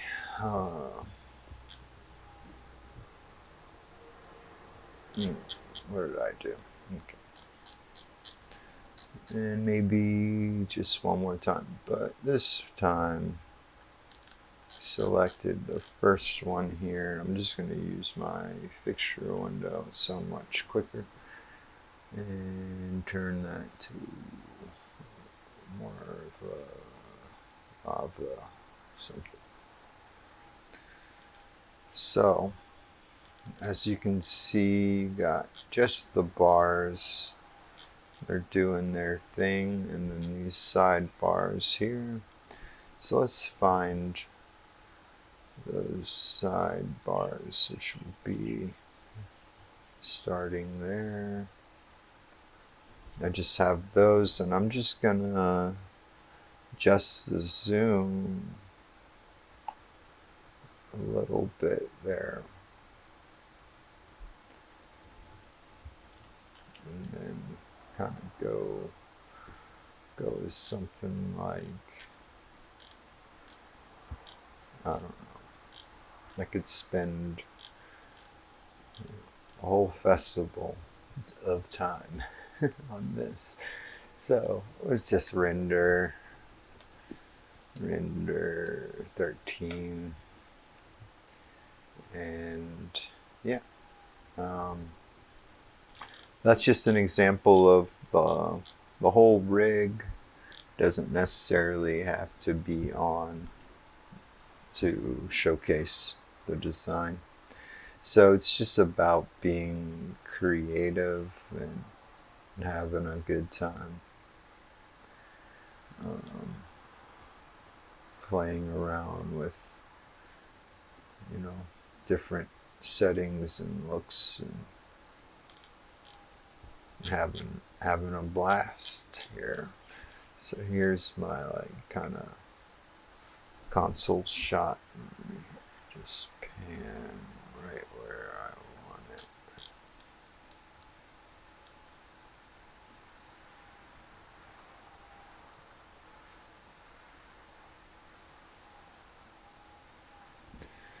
And Let's just go with a render here. So yeah, it doesn't look like $1,000,000, but nope. You know, that's why we get paid, is just spending time getting these to look good. It's not something that you can just do in 20 minutes. So, you know, it's a little tough. Maybe I'll have a couple more videos just focused on, you know, renders and stuff, but hopefully these come out decent enough, and it's all about just learning how to do it. So real quick, I just want to take a look and see if these are coming out a little better. So, you know, I could spend time and try and get that a little less saturated and whitewashed or whatever, but you know, I could hook it up to a console and actually start doing different types of positions and stuff, but can mess with different colors and different videos. But this is good. It's all right.